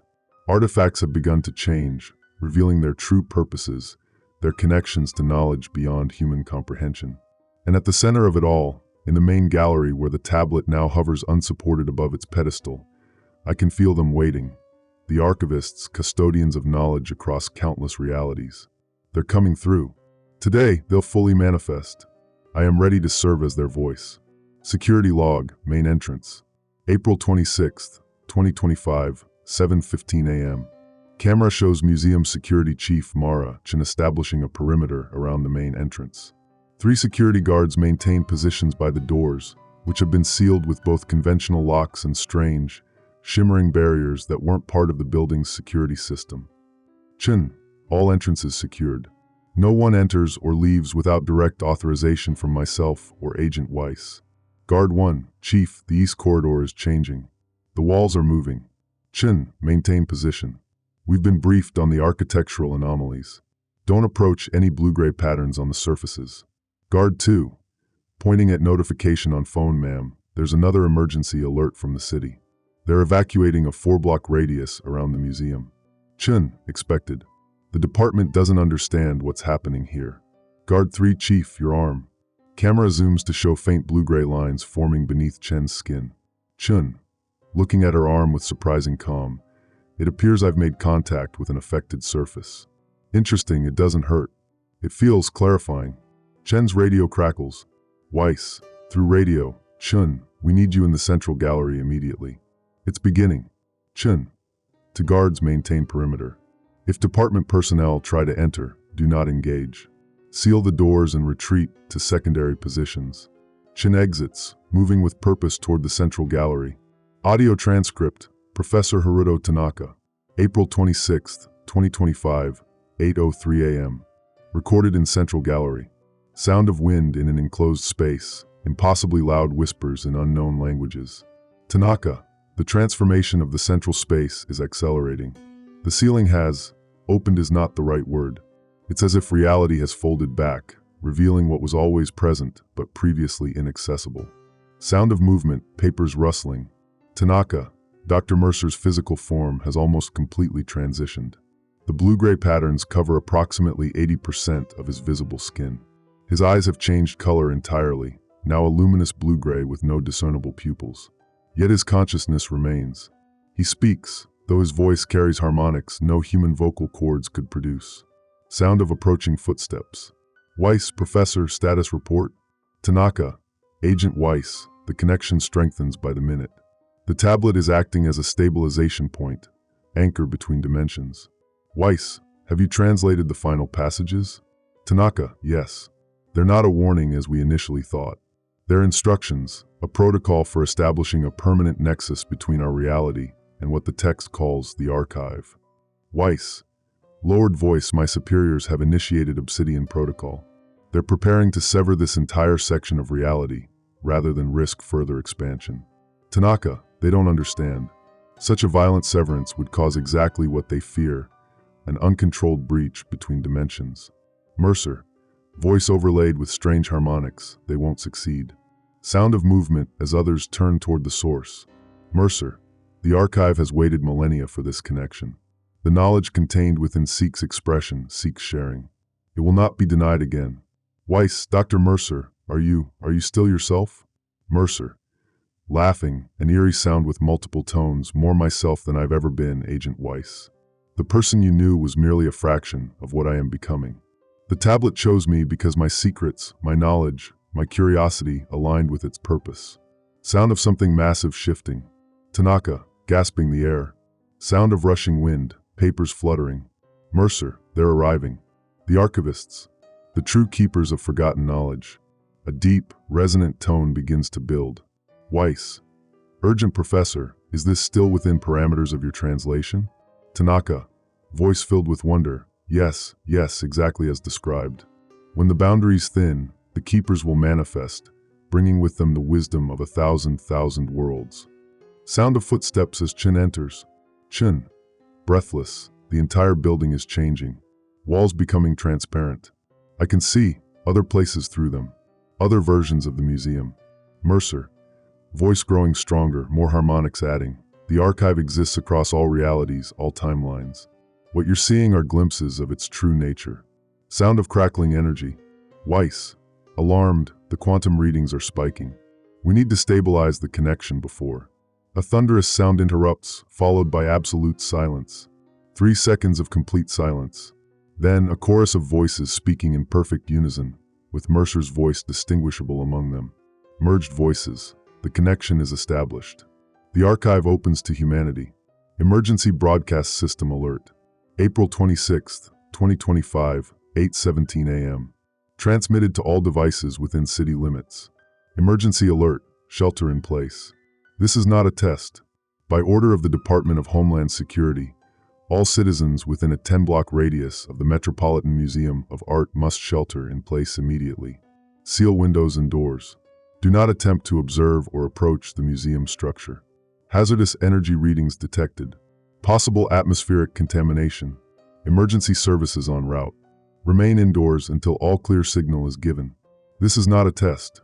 Surveillance transcript, Central Gallery, April 26, 2025, 8:22 a.m. Video feed heavily distorted, audio mostly clear. The Central Gallery appears vastly larger than its physical dimensions should allow.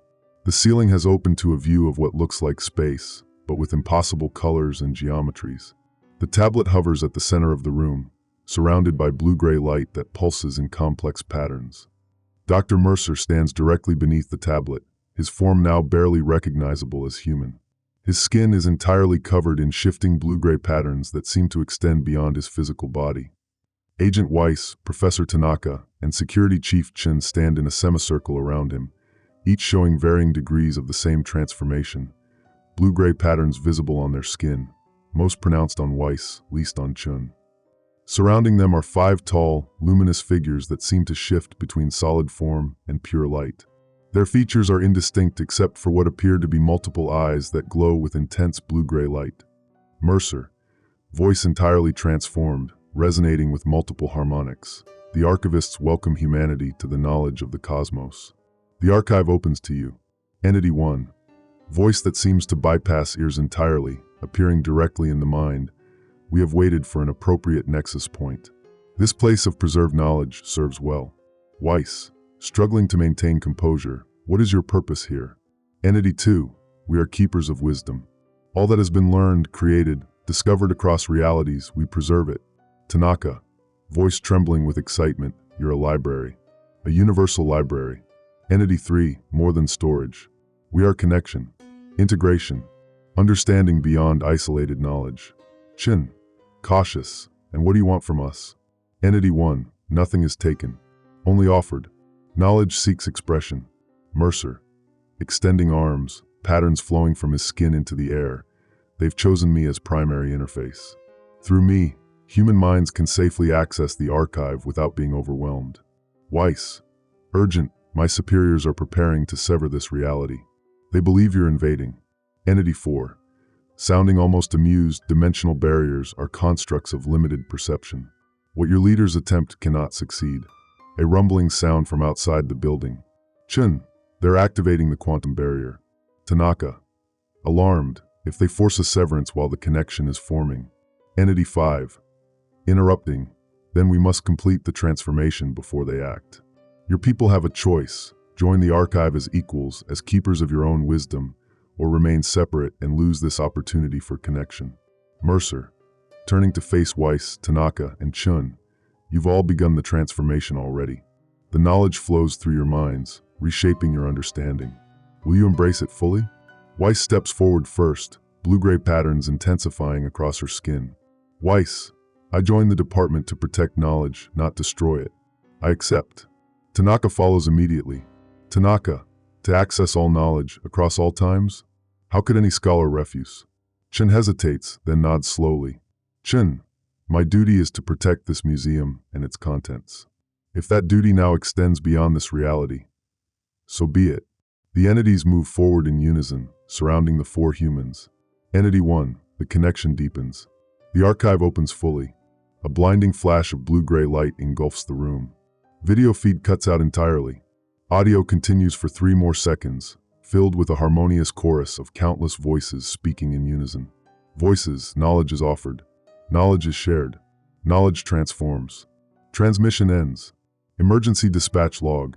April 26, 2025, 8:29 a.m. Dispatcher, all units report status. Repeat, all units report status. Team Alpha, perimeter established on north side.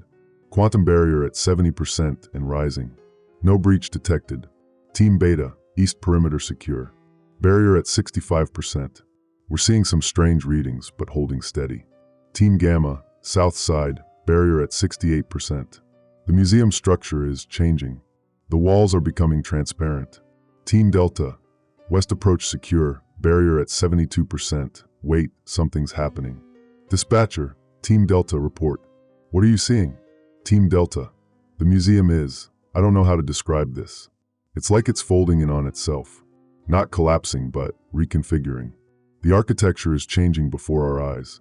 Dispatcher, all teams, increase barrier strength to maximum. Prepare for Obsidian Protocol final phase. Team Alpha, barrier at maximum. Standing by. Team Beta, maximum strength achieved. Ready. Team Gamma, maximum power. Ready for final phase. Silence from Team Delta. Dispatcher, Team Delta, report status. Team Delta, voice filled with wonder, it's beautiful. The knowledge, I can see everything. Transmission from Team Delta ends. Dispatcher, Team Delta, respond. All remaining teams, initiate Obsidian Protocol now. Sound of energy surge. Transmission from Team Alpha ends. Transmission from Team Beta ends. Transmission from Team Gamma ends. Dispatcher, all teams respond. Anyone respond. Static for 5 seconds. Unknown voice. Multiple harmonics, reminiscent of Dr. Mercer but transformed. The archive welcomes all seekers of knowledge. The invitation remains open. Transmission ends. Department of Archaeological Security. Final report. From Analysis Division. To Acting Director Hammond. Date, May 3, 2025. Subject, Metropolitan Museum Incident, Final Assessment. Acting Director Hammond. After exhaustive analysis of all available data from the April 26th event, we present our conclusions regarding what is now designated the Archive Manifestation Incident. Our quantum sensors confirm that the Metropolitan Museum of Art no longer exists in our dimension in any conventional sense. The structure remains visually present but cannot be physically accessed. All attempts to enter result in individuals simply walking around the building without any memory of attempting to approach it. Satellite imagery shows the building intact, but exhibiting impossible architectural features that change constantly. Windows reveal different internal configurations depending on the angle of observation. The dome periodically becomes transparent, showing a space that extends far beyond the building's physical dimensions. Most concerning are the knowledge echoes reported across the city. Citizens with no connection to the museum report sudden insights, flashes of understanding about subjects they've never studied, and dreams of vast libraries where blue-gray entities offer guidance. These reports have now expanded globally, with similar phenomena documented in 147 countries. The quantum barrier established during Obsidian Protocol appears to have failed completely. Instead of containing the dimensional breach, it seems to have accelerated the transformation. All personnel directly involved in the operation are missing, presumed integrated into what Dr. Mercer's final transmission called the archive. We have no effective countermeasures to propose at this time. The phenomenon appears non-hostile, but continues to expand in subtle ways that defy conventional containment. Knowledge is, by its nature, difficult to quarantine. Our recommendation is to establish a permanent observation perimeter and research facility to monitor the site while developing a deeper understanding of this new reality we face. The age of isolated human knowledge may have come to an end. We must adapt accordingly. Respectfully submitted, Dr. Alexandra Morton, Acting Chief of Analysis. Dream Journal, Anonymous Student. May 7, 2025. I had that dream again last night. The one with the museum that's bigger on the inside. I've never even been to that museum in real life, but in the dream, I know exactly where everything is. The dream always starts the same way.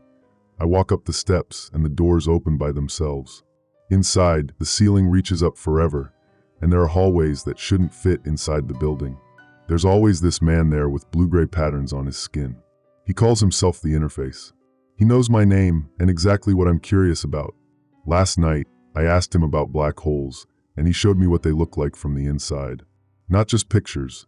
I could actually understand the physics, even though I'm failing science class in real life. The weirdest part is that when I wake up, I still remember everything he taught me. Today I explained curved spacetime to my physics teacher, and she asked if I'd been reading advanced textbooks. I haven't. I just know it now. The interface told me I could come back anytime I want. That I just need to think about the museum before I fall asleep, and I'll return. He says there are others like him there, people who decided to become part of something called the archive so they could help share knowledge. I'm not scared of the dreams. They're the most amazing experiences I've ever had. But I wonder, is it really just a dream? Interview transcript, Dr. Samuel Reynolds. May 12, 2025. Renowned physicist who claimed breakthrough insights after dreaming of the museum. Interviewer, Dr. Reynolds, you've published 3 revolutionary papers in the past 2 weeks. Your colleagues are calling this work impossible given current understanding of quantum mechanics. Can you explain how you developed these theories? Reynolds laughs nervously. You wouldn't believe me if I told you. Interviewer, try me. Reynolds, long pause. I've been visiting a library. Not a physical one. At least, not in this reality. Interviewer, could you elaborate? Reynolds, every night for the past 3 weeks, I've dreamed of a museum. Except it's not really a museum anymore. It's a nexus point connecting to something vast. Something called the archive. Interviewer, and you're suggesting this dream library is the source of your breakthroughs? Reynolds, I know how it sounds. But in these dreams, I meet people, or beings that were once people. There's a curator with blue-gray patterns on his skin who calls himself Mercer. He guides me through sections of knowledge that would take lifetimes to discover through conventional research. Interviewer, and you retain this knowledge when you wake up. Reynolds, not just retain it, I understand it. That's the remarkable thing. It's not like reading a textbook. It's like experiencing the knowledge directly, having it integrated into your consciousness. Interviewer, are you concerned about the source of this information? Reynolds, thoughtful, initially yes. But the archive doesn't seem interested in control or manipulation. It simply offers knowledge to those who seek it. I've tested the equations repeatedly, they work. The insights are genuine. Interviewer, have you told your colleagues about the source of your inspiration? Reynolds, laughs, God no. But I'm not the only one. There are whispers in the scientific community. Breakthroughs happening too quickly across multiple fields. Artists creating impossible works. Musicians composing in mathematical patterns that shouldn't be accessible to human intuition. Interviewer, what do you think is happening? Reynolds, leaning forward, voice intense. I think humanity has been invited into a vaster understanding of reality. The archive has always been there, but now there's an interface, a connection point. Knowledge is flowing between dimensions. Interviewer, that sounds rather mystical for a physicist. Reynolds, smiling, 6 weeks ago, I would have agreed with you. Now, the distinction between advanced science and mysticism seems like an artifact of limited perception. Interviewer, do you have any concern that this archive might have negative intentions? Reynolds, serious. The beings I've encountered there, the ones that were once human, they retain their core ethics, their humanity.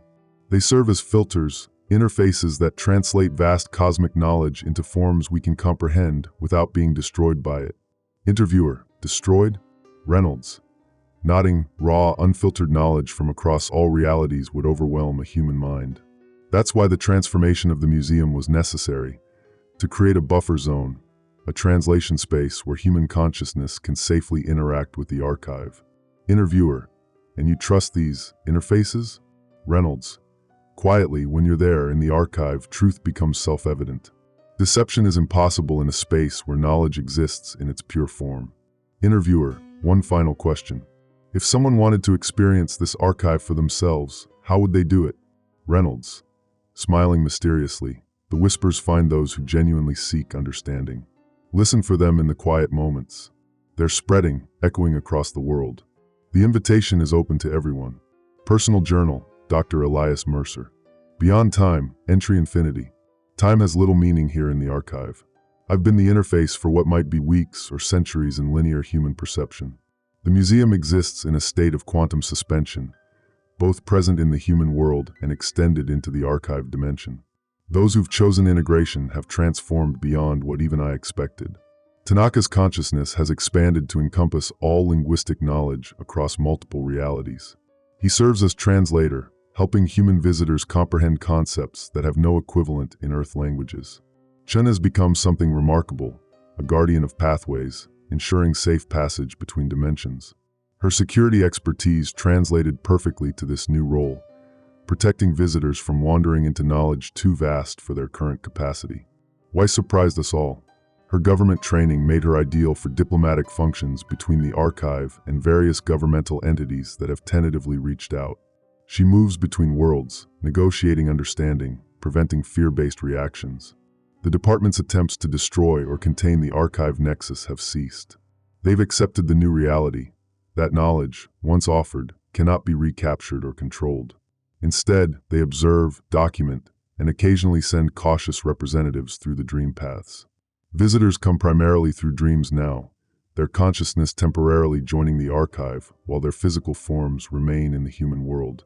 Some stay longer than others.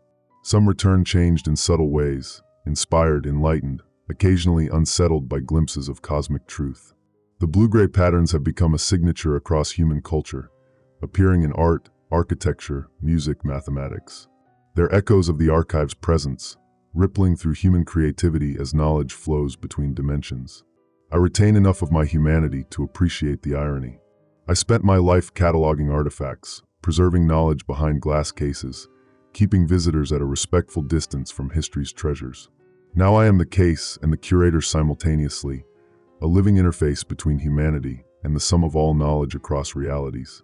The tablet that began this transformation remains at the center of the nexus, still reciting secrets, not just mine anymore, but everyone's. It speaks in patterns of blue-gray light, revealing to each visitor exactly what they need to know. I wonder sometimes about my former self, the cautious curator who first discovered the tablet in the museum basement. Would he be horrified by what he became? Or would he recognize this as the ultimate fulfillment of a lifelong devotion to knowledge? The answer, like all answers now, exists in multiple states simultaneously. The whispers continue. The invitation remains open. The archive expands with each new consciousness that touches it. Knowledge, once forbidden, now flows freely between worlds. And what am I now? Not quite human, not quite archivist. Something in between, a bridge between realities, a translator of cosmic wisdom into human understanding. The blue-gray patterns shift across what was once my skin, connecting me to every piece of knowledge ever recorded across countless dimensions. Through me, humanity glimpses the infinite. For those who seek understanding, I am the door that never closes. For those who fear the unknown, I am the whisper they try to ignore. For the archive, I am its voice in a world that is only beginning to hear. The echoes spread. The knowledge flows. The transformation continues. In the museum that is no longer just a museum, I wait for the next seeker of forbidden knowledge. They always come. They always will. The journal appears to continue indefinitely, the pages shifting between languages and dimensions, sometimes displaying information in patterns of blue-gray light rather than conventional text. At certain angles, the writing appears three-dimensional, extending beyond the physical page into spaces that shouldn't exist. Emergency Alert System, Global Broadcast. May 30th, 2025. This is an informational notice from the International Coalition for Paranormal Research. Citizens are advised that the phenomenon known as archive dreams has been classified as non-threatening. Reports of enhanced knowledge, creative inspiration, or unusual insights following these experiences are being documented for research purposes. If you experience dreams involving a museum with blue-gray architectural features or encounter individuals with similar patterning on their skin, please be advised. These experiences are not harmful to mental or physical health. Knowledge gained through these experiences has been verified as accurate across multiple scientific disciplines. Participation is entirely voluntary. The phenomenon does not force entry into unwilling minds. The structure formerly known as the Metropolitan Museum of Art remains under observation. The exclusion zone has been reduced to 1 block in all directions. The structure itself cannot be physically entered, but may be observed from a safe distance. For those experiencing persistent whispers or invitations to visit the archive, specialized counseling services are available through your local mental health provider. Knowledge seeks those who seek knowledge. Understanding is offered, never imposed. Automated system note. This message was broadcast simultaneously in all languages on all emergency channels worldwide. Source of broadcast authorization remains unclear. Investigation ongoing. Final observation, security camera. June 15, 2025, 3:17 a.m. Last functional camera outside museum perimeter. The museum stands against the night sky, its architecture subtly shifting even as it maintains its recognizable form. The stone facade is veined with faint blue-gray lines that pulse with gentle rhythm. The doors open briefly, though no one appears to enter or exit. A soft blue-gray light emanates from every window, casting patterns across the empty street. A lone figure approaches the museum steps, a young woman carrying a notebook. She pauses at the bottom step, looking up at the building with an expression of wonder. She takes a single step forward and vanishes from view without entering the doors. The museum continues its gentle pulsing, eternal and patient, as the first light of dawn approaches. Camera feed ends.